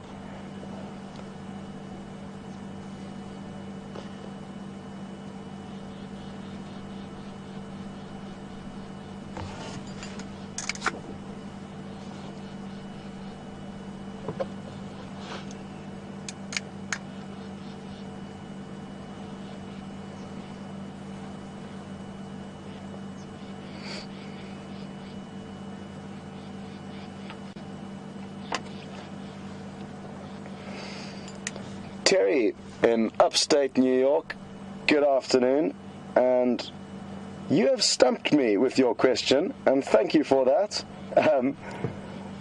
Terry would like to know, where would these boomslang lay their eggs? Now, I don't know the exact answer to that, but I'm fairly certain that, being arboreal snakes living in trees, I'm guessing that they would nest within cavities in trees or small cracks in the bark, and that's where they would lay their eggs. I could certainly be wrong, but that's my calculated guess. If anybody knows more on that matter, where these boomslang lay their eggs, please share that info with us, because I'm not entirely sure that I can answer Terry's question confidently, so I'm going to ask for your help here. And again, to all of you who have sent questions through, thank you very, very much. And if you're a newcomer to the show, it's really easy to do. You just hashtag Safari Live on Twitter, or send an email through to questions@wildearth.tv. And send your questions through now. It's a live show, so in a couple of minutes I could answer it. Okay, we're in luck. We've got a bit more action while this snake plays like a statue. And I'm hoping they're going to continue. There are a few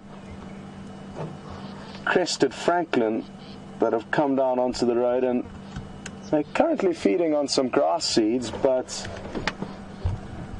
earlier the one started to take a bit of a dust bath, and it's typically this time in the afternoon where you'll find francolin and other birds dust bathing. Go on then. Oh, you can see a little bit of the dust coming out of its feathers from its previous bath, and I'm hoping it's going to do it again. Usually they get really involved and it's quite a process, but they've obviously stumbled upon a tasty patch of grass seeds there because they are making the most of this little snacking opportunity. Really pretty birds.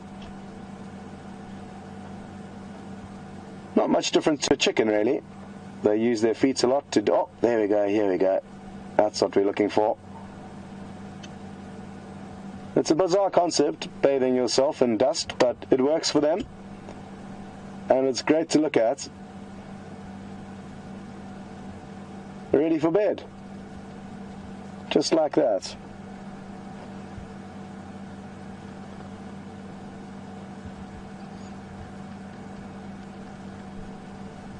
Well,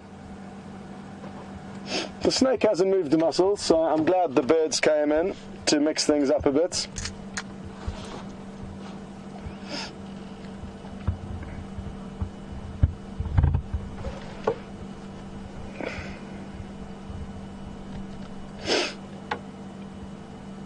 Now,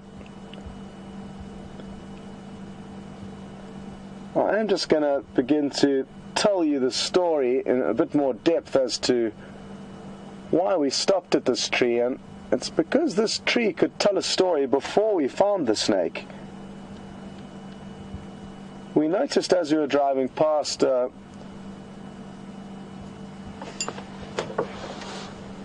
small piece of bone lying in the base of the tree. Now, I'm not going to jump out and grab onto it to show you, but you can see clearly there. And that's part of the skull of what looks to me like an impala. And you can see the two protrusions coming towards us would have been pieces of the inner bone that creates the horn. It's important to understand that antelope have got a keratin sheath, which is the brown shell of the horn. And the horn is not hollow, it's filled with bone inside. So that's the bony remains that would have attached onto the skull, and the brain would have been situated in the bowl. It's basically upside down at the moment. And we found it interesting because this tree is not the ideal tree for a leopard to have a kill in, but you may have found that the leopard made the kill close to this tree. Hyena responded within seconds, and then it was forced to carry its kill up this fairly scraggly tree. I mean, it's better than no tree, that's for certain, but not a typical leopard tree. And wouldn't that have been interesting to see unfold? A leopard tired from making a kill. It would have had to drag the animal here, and if it was an impala, which it looks like to me, it could outweigh or weigh the same as a leopard, depending if the leopard was male or female. And I would have had to drag that carcass up this tree in order to get it away from the hyena. Once it's up in the tree, there's not much to worry about unless you drop it. Or unless, of course, you bump into a boomslang up there. That'll also complicate things. Speaking of which, it looks like the boomslang has disappeared. That's behind that branch. Okay. So I'm glad we did stop here initially to tell you that story.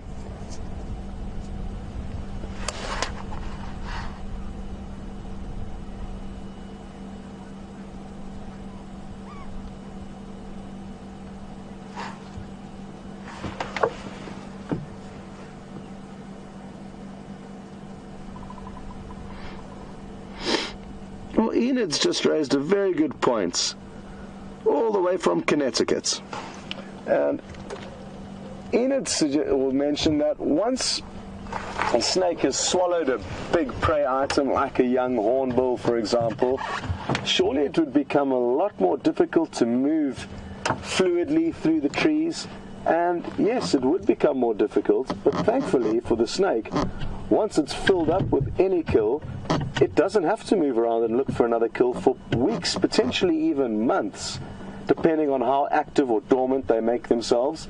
So what the snakes typically do once they have made a big kill, slither into a hole, get comfortable, and digest the meal over the next few weeks. So that makes life quite easy for them. Another thing that snakes will do, and only if they're in a life or death scenario, they may regurgitate their kill. Obviously there's a period where it's gone too far down its stomach to regurgitate, but if a kill has been freshly made before it could possibly get to a safe place or hide out somewhere, if it was attacked by something or confronted by something, it would simply regurgitate the kill, making itself a lot quicker, also potentially almost offering a meal to whatever it is that's causing trouble with it, creating a diversion to fly away. So those are some possibilities. Now, I've just seen a Bateleur eagle. It's not easy to see from here, but it's a good lesson for all of you in a little trick of how to spot animals in trees when they're far away. You want to be looking for a silhouette and a strange shape that is abnormal to the regular growth of a tree. And as VM zooms in down this road, you will notice, and should notice already, that there's a bit of a strange shape. It helps that it's moving a little bit now. But that strange shape is the Bateleur.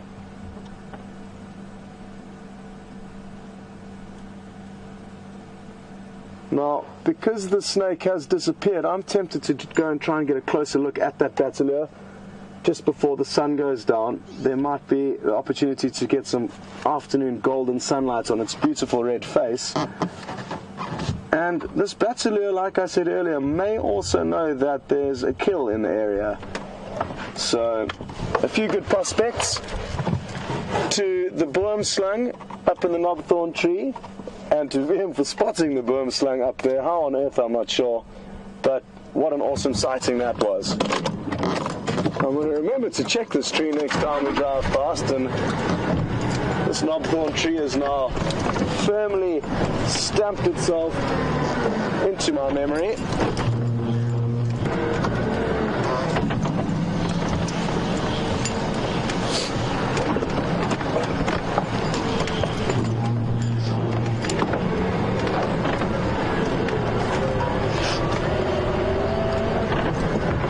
Christina in Pennsylvania and Brian in Toronto have just raised a very good point, and they would like to know, do snakes, or birds that hunt snakes rather, do they have an immunity to snake venom? And no, not that I'm aware of, it's just that they designed and know how to effectively hunt and kill their prey. They do have hard, scaly legs, and their feathers will be difficult for certain snakes to penetrate into. So, no, as far as I'm aware, a highly venomous snake, if it was to bite a bird of prey, it would probably die.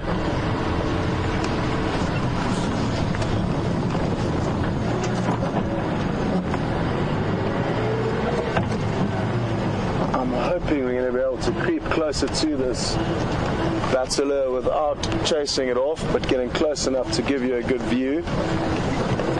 But we are going to have to get a little bit closer to see if there's no meat lying around and a leopard nearby, because that is a reality.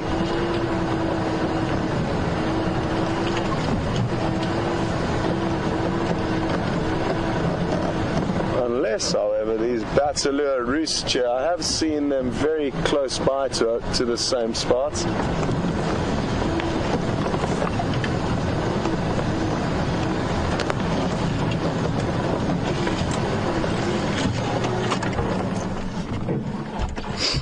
Now we're just going to have a quick glimpse at this Bateleur. It is going to be a beautiful, beautiful sight. He's just up there in the tree. And you'll notice that I'm saying he. That's a little bit of homework for any of you who may not know the answer. to whether this is a male or a female. You can tell while they're sitting down. And such a beautiful bird like this is a good one to start practicing on if you aren't a birder by nature. I tend to suggest starting with the stars of the bird show, and this is certainly one of them. Anyway, it's interesting behavior because I have seen two battalions perched in this very similar area just a few days ago. And maybe they've got a nest nearby, or maybe this is just a place where they like to hang out, because I did search the area thoroughly when I was here 2 days ago or 3 days ago, and there didn't appear to be any meat nearby, and I doubt there would still be 3 days later. Anyway, from VM, the battalion, and myself, Scott, we're going to say goodbye to you, and not forever though, we'll hopefully see you later, but it sounds like Marc is in a position with some beautiful, beautiful animals that you all like, so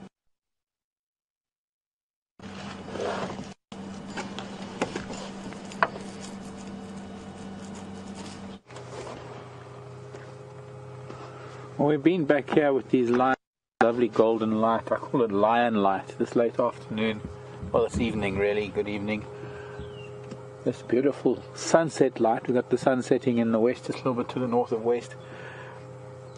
As far as the change is concerned from earlier, 3 of the cats have come out of the shade. There are 2 that came out while we were away, and just while we've been sitting here, one lion has got was going to head onto the road itself, but she then lay down on this old track further away from us, and I see a lot of twitching. There's been a lot of rolling around, and it is that time of day when perhaps some of them will start waking up, yawning, and no doubt going off to do their toileting.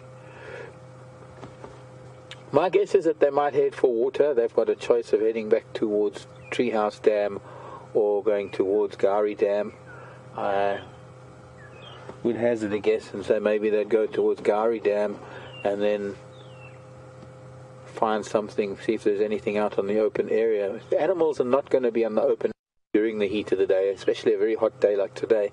They're more likely to be amongst the trees where there is shade and where it's a lot cooler down in the drainage lines. But as soon as the sun goes down and once sunset falls, you'll find that these animals, the zebra and the wildebeest and the impala, nyala to some degree, and sometimes the kudu, a lot of these animals like to head for the open areas, and behind us, not too far away, is a very big open area we call Quarantine. It's the area that gave its name to the young male leopard. It belongs to Karula, brother of Nkuhuma. And it's possible that they might head that way to see what they would have. There's been a lot of in the likes of buffalo, kudu. Yeah, we would have gone black screen there because I dipped to insufficient voltage. We seem to have a slight voltage issue on, so that little blackout that you had, that was just our voltage dipping low.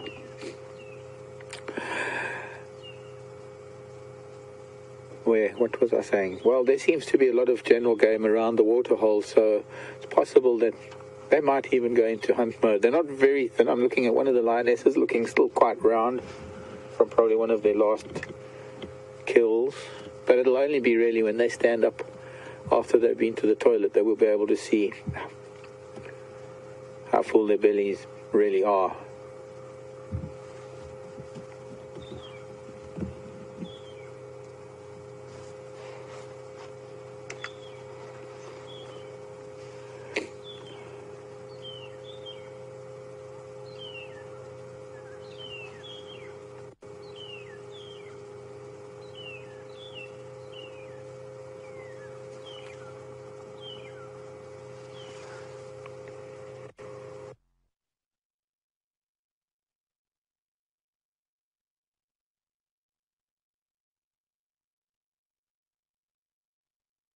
I don't know.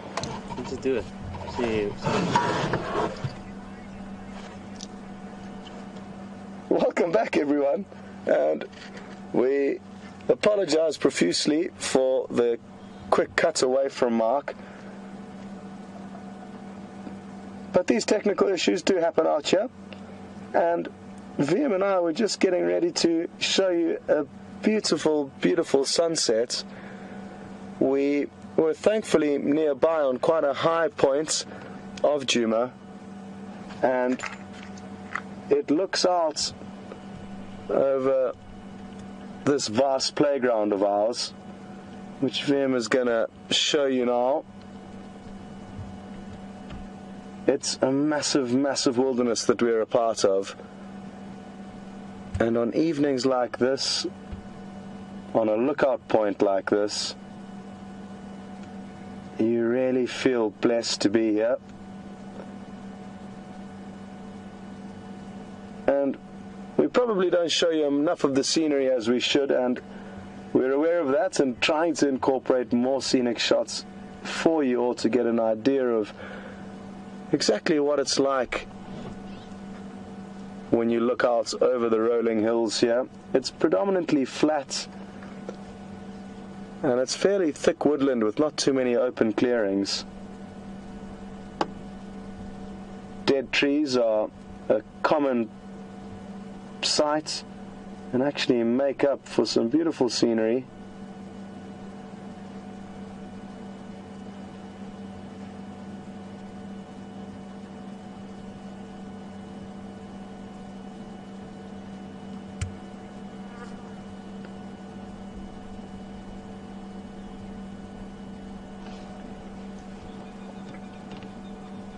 Our evenings are becoming longer and longer. The sun is setting earlier every night. And I'm enjoying it. I'm enjoying the times we're heading out in the afternoon, the broadcast times, ensure that we're out during good daylight time, and we're also getting some time after dark with the spotlights, which is also exciting because it opens up avenues to see some of the smaller, less known nocturnal critters that scurry about.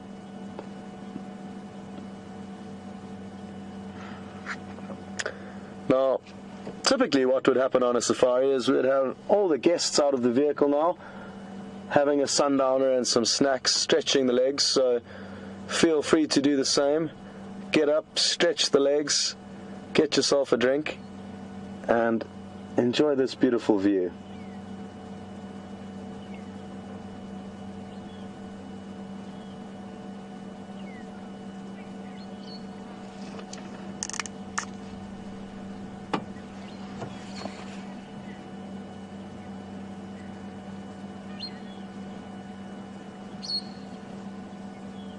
Janet in Boston, good evening. And Janet would like to know if any bats are going to start flying around soon. And they certainly will. In the Sabi Sands, I've mainly only seen insect-eating bats, but I do know nearby in Skakuza, a town in the Kruger National Park, there's a huge colony of epauletted fruit bats, so you do also get fruit bats in this general area. But I've only seen the smaller insect-eating termites in and around the Sabi Sands. There were quite a few of them nesting in our roofs when we were staying at a camp in the Manyaleti, which some people, I guess, would have thought was a blessing in disguise. Free guano for your vegetable garden. Sadly, we didn't have a vegetable garden, so the bat poop was of no use to us. But yes, there are bats here, and they form a critical part of any ecosystem. They consume huge amounts of small insects, and without them, us as humans would have massive insect control problems. And that is why, if there are ever bats nesting in your roof or making life a little bit difficult for you, there are solutions to help them move into bat-friendly accommodation, as opposed to completely destroying them or wiping them out, because it is important to remember that they gobble up the insects and bugs that can often frustrate us as humans.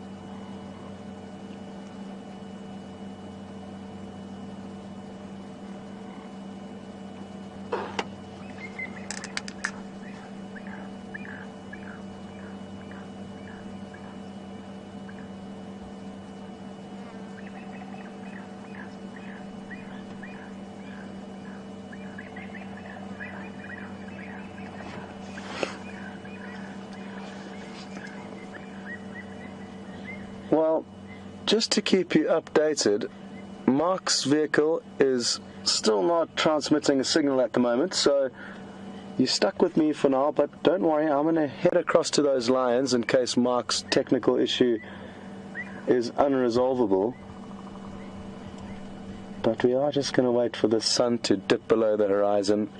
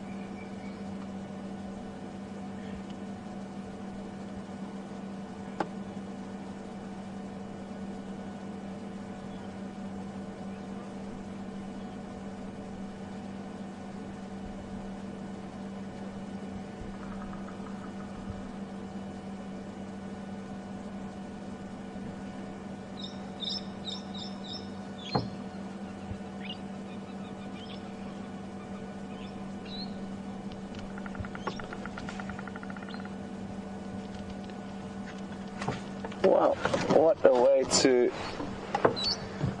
end a wonderful, wonderful afternoon. And to be honest, it's a relief that that sun's gone down. It was really hot when we headed out this afternoon to start off with. And what a beautiful sight we've just shared together. Now, without further ado, we've got some distance to travel because I would like to make sure we get to see the Nkuhuma Pride. And I'm concerned that Marc's vehicle may not be fixed in time. So, we're not going to rush there too hectically. It'll probably take 15 minutes if we make our way at a leisurely speed, and that'll give us half an hour of probably prime time viewing with them because excuse me, as far as I'm aware, they've been fairly lethargic this afternoon, and I don't blame them. I would have been doing the exact same thing if I was a lion.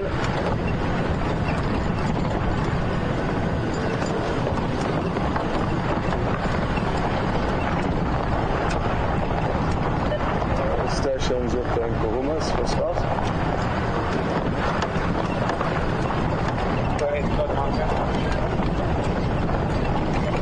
Hey Marc, sorry about your technical problems there. I'm going to come across in case you don't manage to fix things. Is there space for me?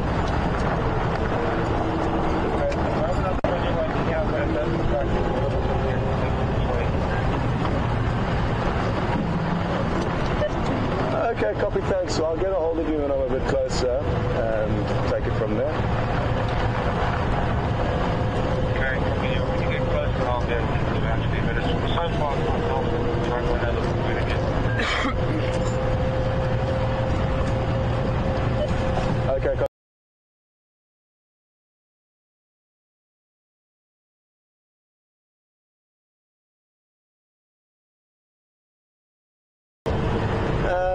isn't. So we're just going to carry on casually. We may bump into something along the way. I wouldn't be disappointed if we did.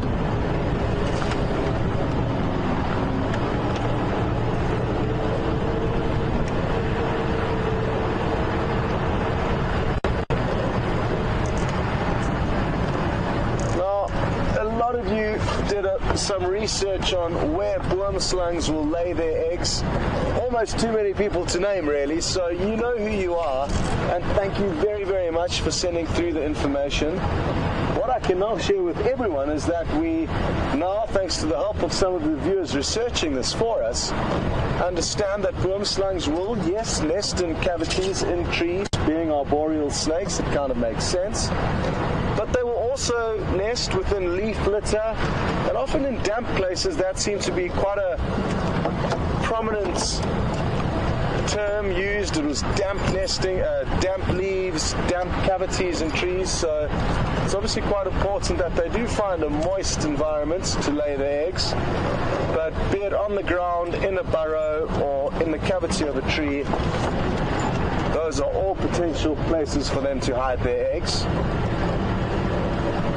And apparently they lay between 10 and 25 eggs in each clutch. So thank you very much for that info. And that's the beautiful thing about nature and being out here and sharing with one another, is that there is just so much to know out here, that if we all work together and share thoughts and ideas and research that has been done on animals, we are going to have a great time and learn a lot and get to know this playground even better. The better playground, the more fun we can have in it, that's for certain.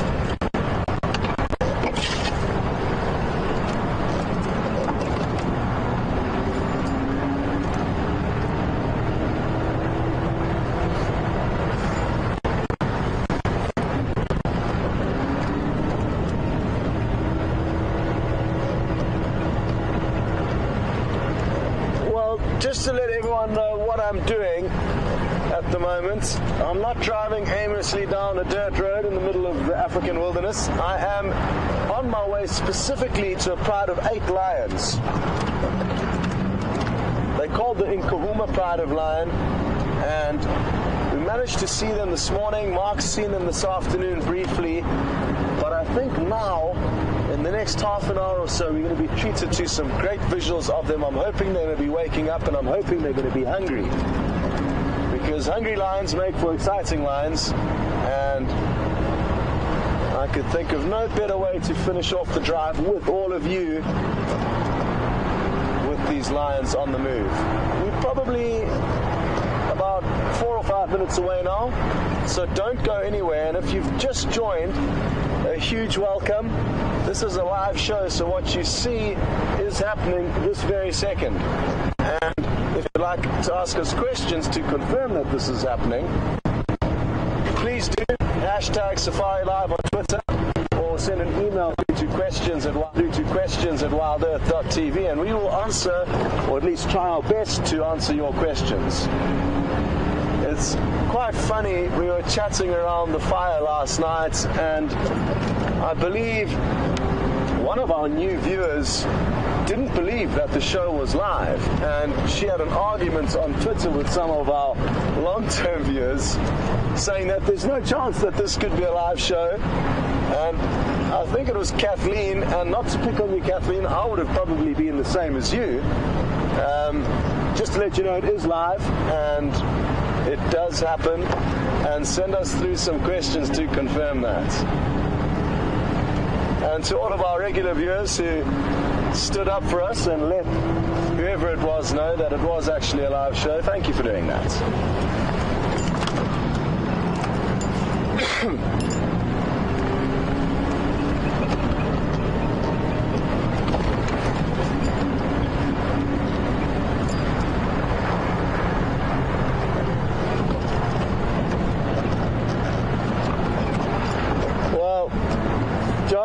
In Connecticut, it's a huge pleasure. I'm glad you enjoyed the sunset, and well done to VM, who was the master behind bringing you those beautiful images. And aren't we lucky to be sharing such beautiful moments with people all around the world? And we'll certainly try and do a few more sunsets for you, John.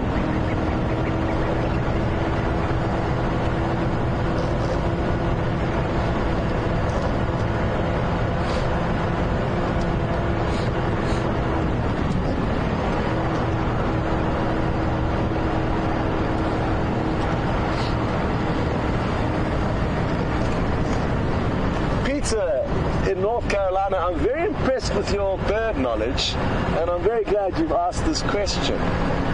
There's a bird of prey called a bat hawk, and as its name suggests, it does hawk and hunt bats. Not specifically and entirely, but it does make up the majority of their diet. And interestingly enough, they're very rare birds, but I have seen one in the Sabi Sands. The other ones I've seen are close to where I live in Durban, and there's a huge belt of natural forest where some bat hawks live. I remember being a kid sitting on my friend's roof watching the bat hawks hunt bats every evening at about this stage of the evening when the bats start to come out. But since those sightings in my hometown, I hadn't seen one for a very long time until in the southern Sabi Sands on the Sand River. For 2 or 3 days we saw a bat hawk, and then it was gone. So you do get them here, but I've only seen one in coming on over 4 years in this area. Good news for the bats, I guess, because they don't have to worry about the bat hawks, but for the birders, we would certainly love to share a sighting of a bat hawk with you. And it's possible. That's the great thing. We just have to spend more and more time out here every single day. And that's how you increase your chances of seeing the rare and exciting things. There's no way to short-circuit that.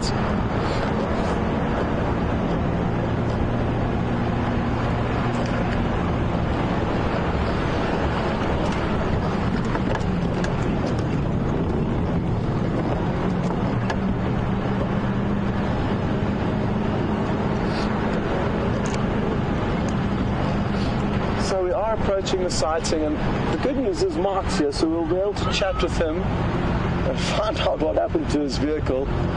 Shame, bad luck on his first drive back, but it's nobody's fault, and these technical issues do happen from time to time.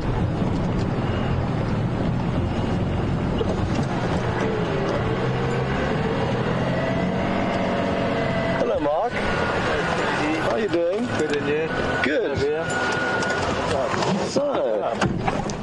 So they're still flat. One or two of them have moved and rolled over, but I think your timing's pretty good. We haven't really had much luck with them. Okay. But fortunately, or rather, unfortunately, we can't fire up at the moment. So fortunately, they haven't moved, so we haven't missed anything. And it's nothing too serious, or? I don't know. This fuse box is so hot we can't even touch it. Okay. So maybe that was just the weather today. I think so. We have had this in the past, and it's been so hot. Yeah. Okay. Equipment does tend to sort of go on strike. go slow. Well, I'm sorry that's happened to you on your first afternoon back. What are the chances? Okay. But Anyway. what I'm going to do is I'm going to go up to quarantine, and I'm going to have a look at things to see if I might not be shorting wires somewhere. Okay. And you can take over here with the cats, because I'm sure they're going to be getting up any minute now. Cool, Mark. Well, thanks for making sure they didn't go anywhere, and good luck with your. Nailed them down for you. Yes, and good luck with your overheating over there. Cool. Cheers, Brian. Well, the lion are just lying to our left. There is one other vehicle here, and they are all dotted out behind this broken down marula tree. Sadly, they are not looking very lively, and that half an hour window of action and excitement I was hoping for may not go as well as planned. Anyway, what I will do in the meantime is just reposition the vehicle, get us into a good spot for if and when they do start to wake up, and it would be worth learning how to do screenshots on your computers or devices, whatever they are that you're watching on, because these lions are going to start to yawn. I can almost guarantee it, and when they're yawning and we're so close to them, it's going to make for some beautiful screenshots. And on cue, one of the youngsters has just got up, and it's probably going to go over to greet its mother. I don't want to go too close and disturb them, so this should do.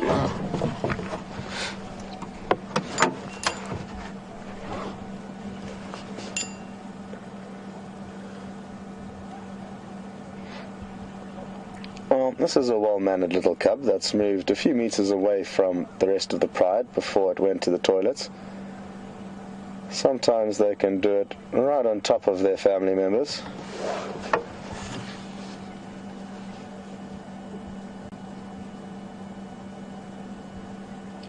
Now, in terms of trying to understand lion and behavior, and even specifically this pride of lion, yesterday they were more full-bellied than they are today. They'd more recently fed on and finished off a hippo carcass, yet they were on the move at about 4 p.m. on a hot afternoon, no different to today.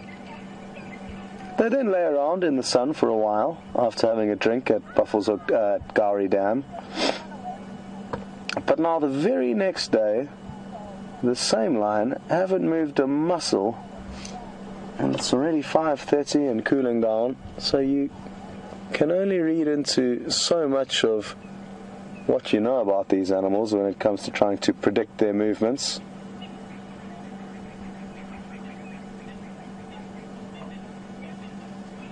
Well, there's our first yawn of the evening, and there's going to be many more, and I'm sure we'll get some better angles too.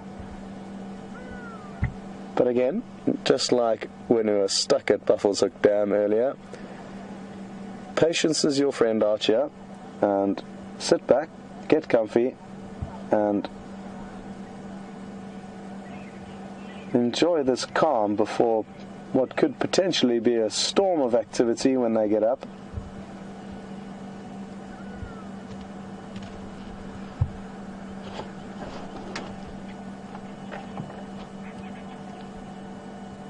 At this rate, I'm not too sure what time to guess, but I'm going to open it to you, the viewers. There's half an hour left, so basically you can tell us how many minutes before the broadcast ends will these lions get up. I'm going with 10 minutes before the end of close. These lions are going to start moving. And by start moving, I mean not just waking up, be on the move. So it's a bit ambitious, but that's what I'm going for. 10 minutes, the lions, in 20 minutes time, the lions will be moving.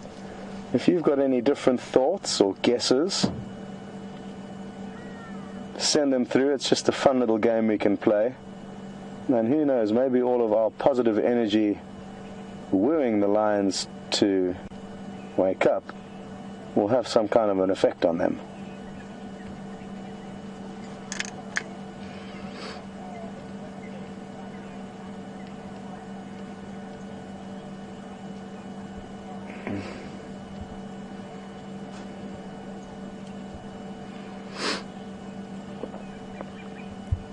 Lisa on Twitter is wondering if there's any more news on the word that there was 2 members of a new coalition of lion to this area called the Styx Male Coalition. Is there any more news about them or where they may be? And sadly, I've got no info on that matter for you. I'm hoping as soon as our radio comms get sorted out after the huge revamp that they've done on the radio systems here, and it hasn't worked too well, so we're battling to communicate with guides on surrounding properties.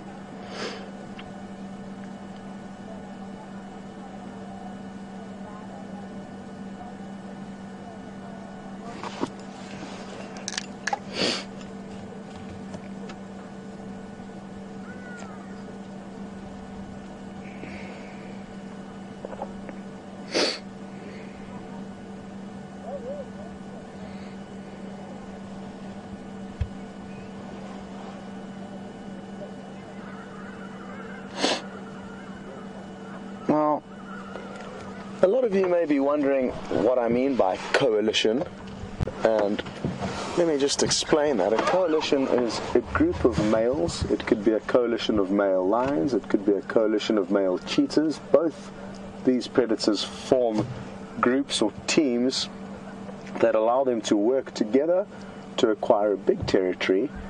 They will still, however, compete with one another when it comes to mating time. So they will live together, defend one another against other male cheetah or other male lion, depending on interspecies competition. And what will happen then is that obviously a bigger coalition, oh, that's what I heard, an elephant's not too happy over there. I'm not sure what could be causing it. I think there is a vehicle up there, so possibly just a little bit angry with having a vehicle around. Anyway, that's what that strange noise was. Now, the benefits of a coalition being big is that there will be more strength and more numbers to not only fight off other males, but also to feed themselves. Now, in this area of South Africa, we've got quite large coalitions of males, sometimes 5 or 6 male lions teaming up together, and that is a force to be reckoned with. And Kathy from Memphis has actually just asked a question about coalitions, and specifically the Birmingham Boys, which is an up-and-coming coalition of 5 males. Kathy was interested to know, are they a splinter of a larger coalition, or are they their own coalition? And they are in fact their own coalition. You seldom get more than 5 or 6 males. I think I've seen a photograph of 7 together. You wouldn't want to bump into those if you're a lone male lion trying to defend your pride. But in the Sabi Sands, we do get quite big coalitions. The Birmingham Boys are no different. They are up and coming though, and not quite there yet. Sadly, they haven't spent too much time here. Over December last year, we got some great viewing from them. They killed 3 buffalo in 3 days. I mean, incredible. But since then, they've been spending a lot of time further north in the Manyeleti. There's probably the largest population of buffalo in the Kruger National Park within the Manyeleti. There's big open grasslands that can fuel the buffalo. There's plenty of food for them. And naturally, the lions go where the buffalo are plenty. And the Birmingham Boys are specialist buffalo hunters. 5 young lads, all strong, all a bit gutsy. They do a good job taking down buffalo. So we haven't seen them since maybe in early January we could have seen them, but I can't actually remember. It's been a long time. So, we've got 15 minutes for them to get moving, if my guess is going to be correct. It's not looking very promising at the moment.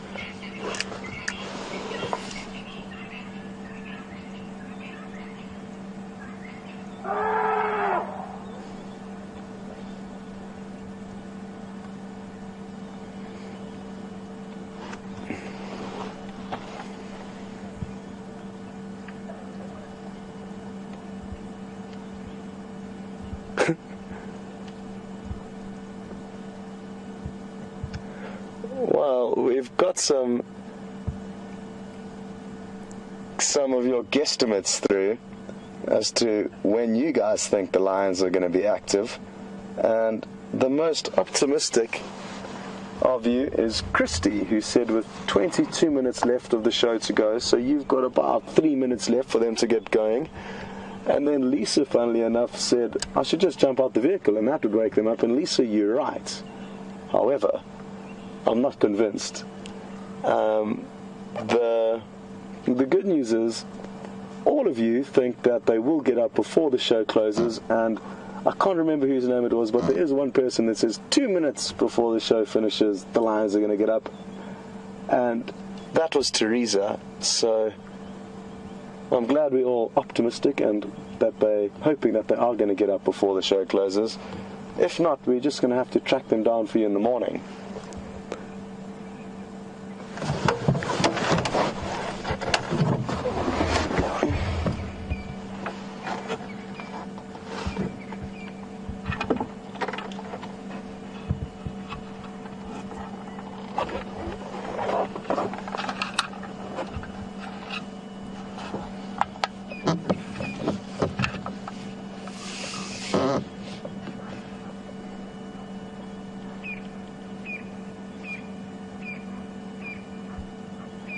Oh, there's the young male, and Lisa's just asked a question about him. You can just see a little tuft of his mane on his neck there, but it's not very easy to see with all the bushes. He's about 3 years old now, and Lisa would like to know if he can hunt.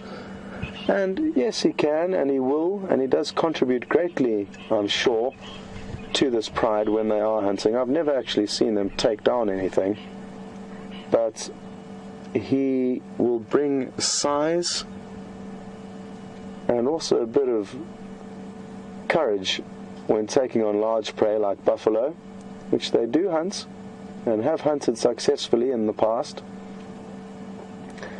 On his own, though, it would be a very different story.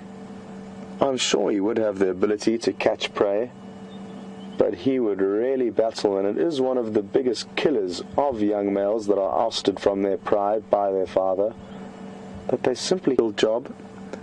And from time to time I've seen male lions feeding entirely on tortoises, which is not ideal cuisine for a lion, and they're not getting much nutrients from each tortoise, even if they manage to crush through their shell, which they can most of the time.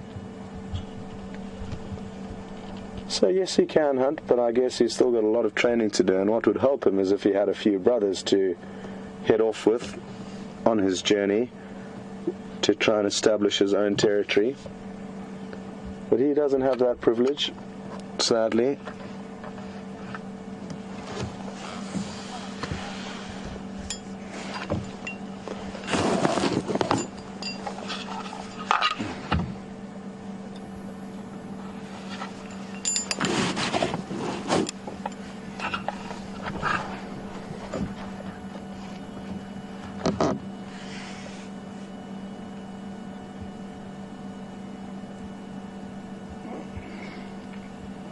You may notice a few very small moths flittering about above the lions.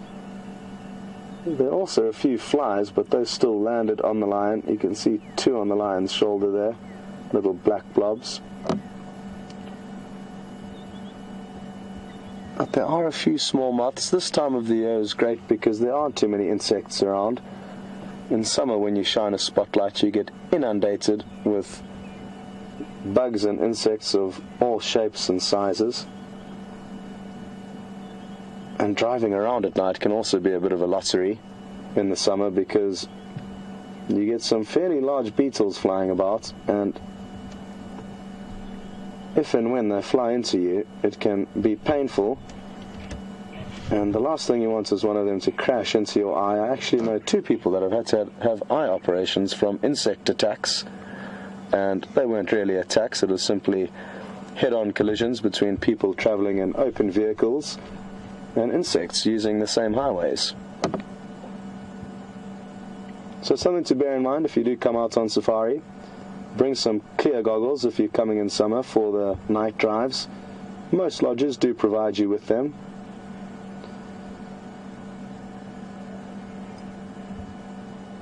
And all of us here at WildEarth have got our safety goggles for the trips back and from Manyeleti when we are staying over there.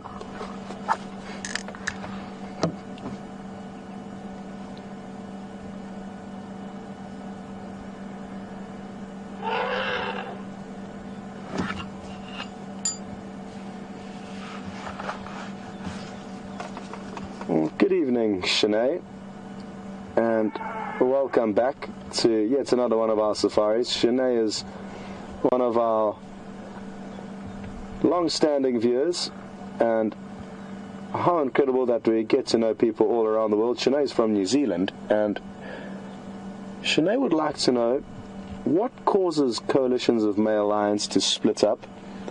We could take the Birmingham boys, for example. There's 5 of them currently. They could stay together, establish a very, very large territory, because there are 5 of them. And then because their territory becomes so big, they would almost decide to, and it would make sense to split up into 2 groups of 2. That way they can divide and conquer. 2 can monitor the south of a territory, 2 can monitor the north, or 3 can monitor the north of a territory. They can take turns, move around, but that way have a more effective system to patrol their territory, keeping other males at bay and making sure there's no females to mate with. So that could be a contributing factor.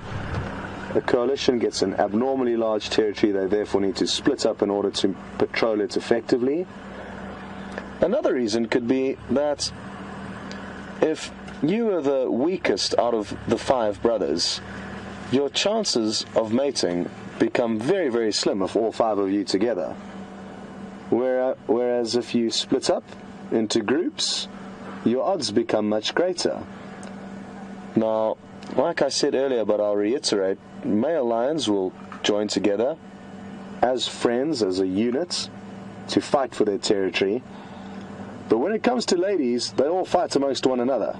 So, just like at a kill, they'll still compete ferociously with one another for feeding rights and to get access to the best part of a kill.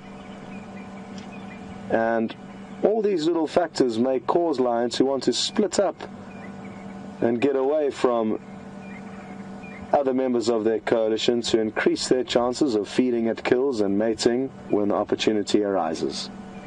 Other than that, I can't think of anything, Shanae. I could be missing out on a few other theories and options, but those are the 2 main factors that I think of.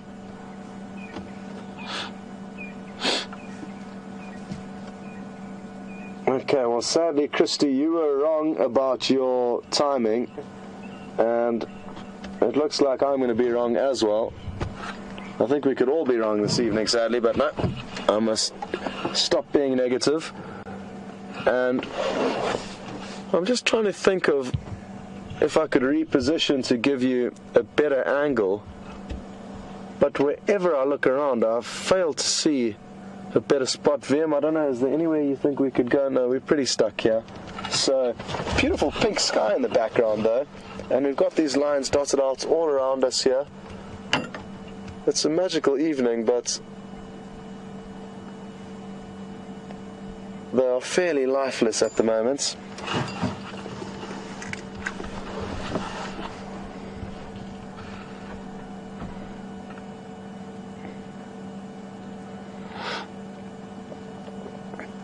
Now, some of you, and I'm sure a lot of you, may be wondering how far away do I think the elephant that was trumpeting is, and I'm guessing about half a mile to 3/4 of a mile. At this stage of the year, there's not much foliage to absorb the audio as it's let out from the elephants, so sound travels better in winter when there's less leaves. It's also a very still evening. It is dead still. There is not a breath of wind, and we're on a bit of a crest, so sound will travel quite far. So those factors lead me to think that it's a fair distance off. They can also make a very, very loud noise, these elephants. So not very, very close, but then again, not very far. Half a mile, 3/4 of a mile is the guess distance, I guess. Somewhere between us and Jumadam.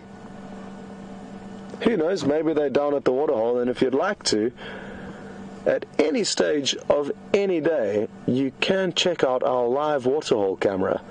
It runs 24 hours a day, and there are people that control the camera. They're called zoomies, and they do such a great job in finding interesting animals and sightings at all obscure hours of the day and night. And I'll take this opportunity to again thank the zoomies, and also to thank the viewers who watch the live cam, because your updates and your information and your intelligence that you share with us really does help us. There's nothing better than waking up to go out on a morning safari and getting an update through from Final Control that some of the viewers have seen leopard at the waterhole, or lion, or elephants, or anything of interest. Once you guys found that snake that was being attacked by the weavers for us. So the Nkuhuma waterhole camera is there, and if you haven't tried it or had a look at it, it's certainly worth looking into.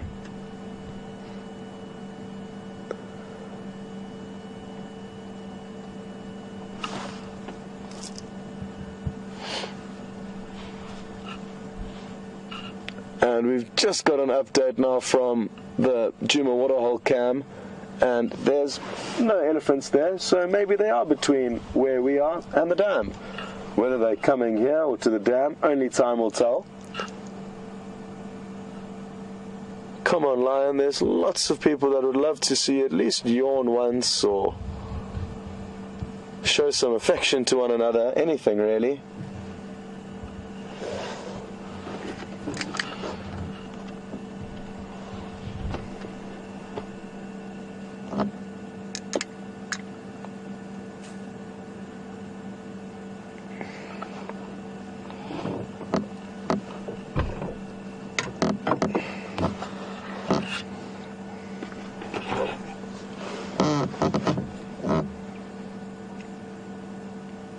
Now, Jean in North Carolina, good evening, and Jean is wondering to know, how far are these lion away from the Nkuhuma Dam? And I'd probably say they're about a mile, so I pinned those elephants at about midway between half a mile to 3/4 of a mile, and we're about a mile away from the dam, so they haven't moved far at all. And it's certainly not far in terms of distances that lions can cover. The interesting thing about it, Gene, is that they didn't really move any distance the whole of last night. We found them at Nkuhuma Dam in the evening, and in the same place in the morning. Oh, that's a good sign. It's just a stretch, but it's a sign of life. And just like us humans, we also stretch and roll over and toss and turn before we roll out of bed in the morning. And it looks like they're having one of those days. All of them have hit the snooze button, and no one's interested in doing anything just yet. Lee, come in, Juliana.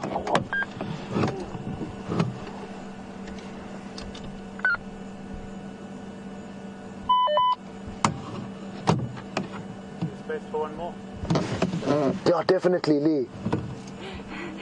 Sorry, you snuck up on me. Thanks, man. They all flat out, so I don't know where the best option is, but either side. Sorry, folks, there's another vehicle that very stealthily freewheeled down to us and just asked me, not over the radio, which I'd actually just turned off, whether he could join, and he certainly can. It's just us here. Now, you would have heard those elephants alarm call trumpeting again, and I'm not sure if they're coming any closer. I don't know what it could be that's disturbing them. A number of different opportunities or factors that could cause that. One would be that there's some youngsters playing around, a bit of adolescent bullying. That's a reality. Another thing that could have happened is that there could be a big bull in must that's giving a female that's coming into season, or possibly a female that's not coming into season. But early bulls in must can cause a lot of panic and trouble and chaos for herds. So that's a second possibility.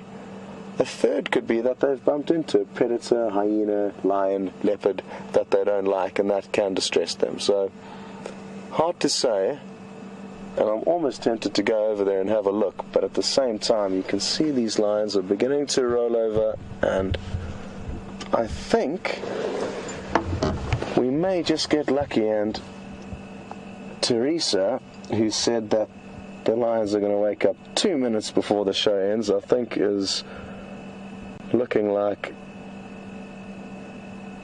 it's going to be the closest guess. So well done to Teresa at this stage. Kirsty and Scott are way out.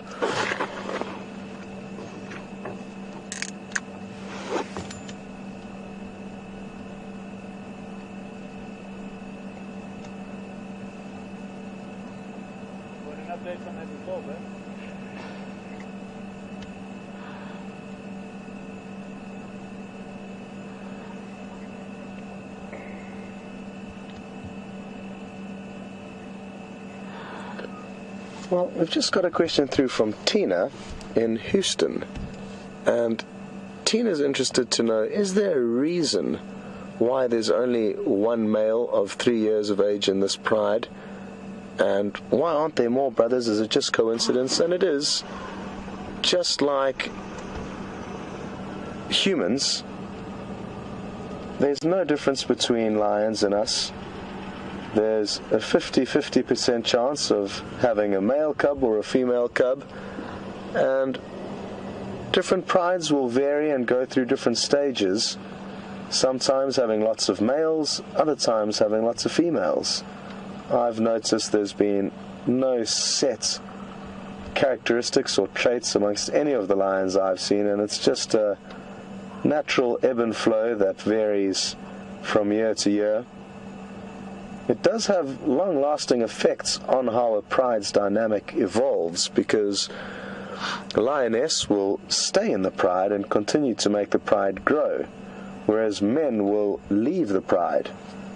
Now, I've seen prides of lion up to 28 animals fluctuate down to 12, because they did have at one stage 9 young males that all left simultaneously. And with a few of the lioness dying, older lioness dying, a few pride fragmentations where some pride members split off, a huge pride of lion then almost halves in size in a very short period of time. But that does make sense for the environment, for the ecosystem. You cannot continually have prides of 40 lion walking around everywhere. But occasionally, when you get lucky, you do get these mega prides, and then you can see some really interesting social dynamics between the individuals, and also some very, very interesting hunting. Large prides of lion need lots of meat to feed on, and in certain areas they can even take down, or they've even actually specialized in taking down elephants. Hard to believe, but true.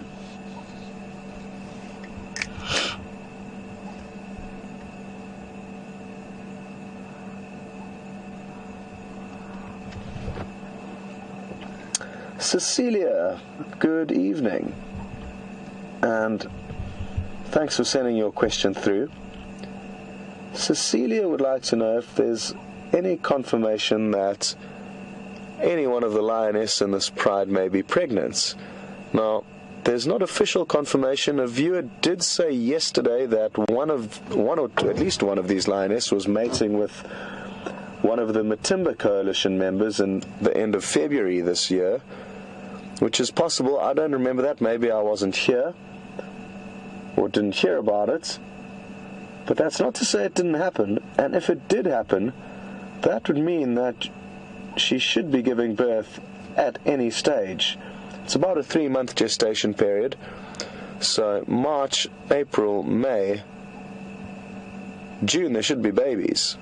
End of May, beginning of June. So it certainly doesn't appear that way to me, but it can be very difficult, even amongst guides and experienced guides, to be 100% certain if either lion or leopard are pregnant. And I certainly don't consider myself a pregnancy expert when it comes to the big cats.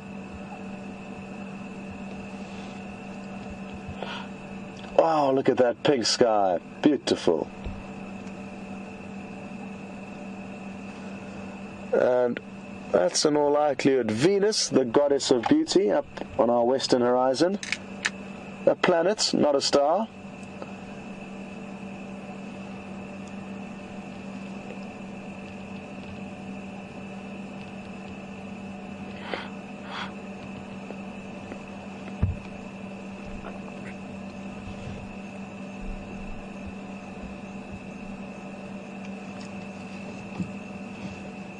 Okay, folks, well, I'm sorry, I tried to be clear about the little game we were playing as to guess when the lion will wake up, and I tried to mention it and maybe I wasn't clear enough, but basically when I said move, I didn't mean roll over, I meant get up and start moving.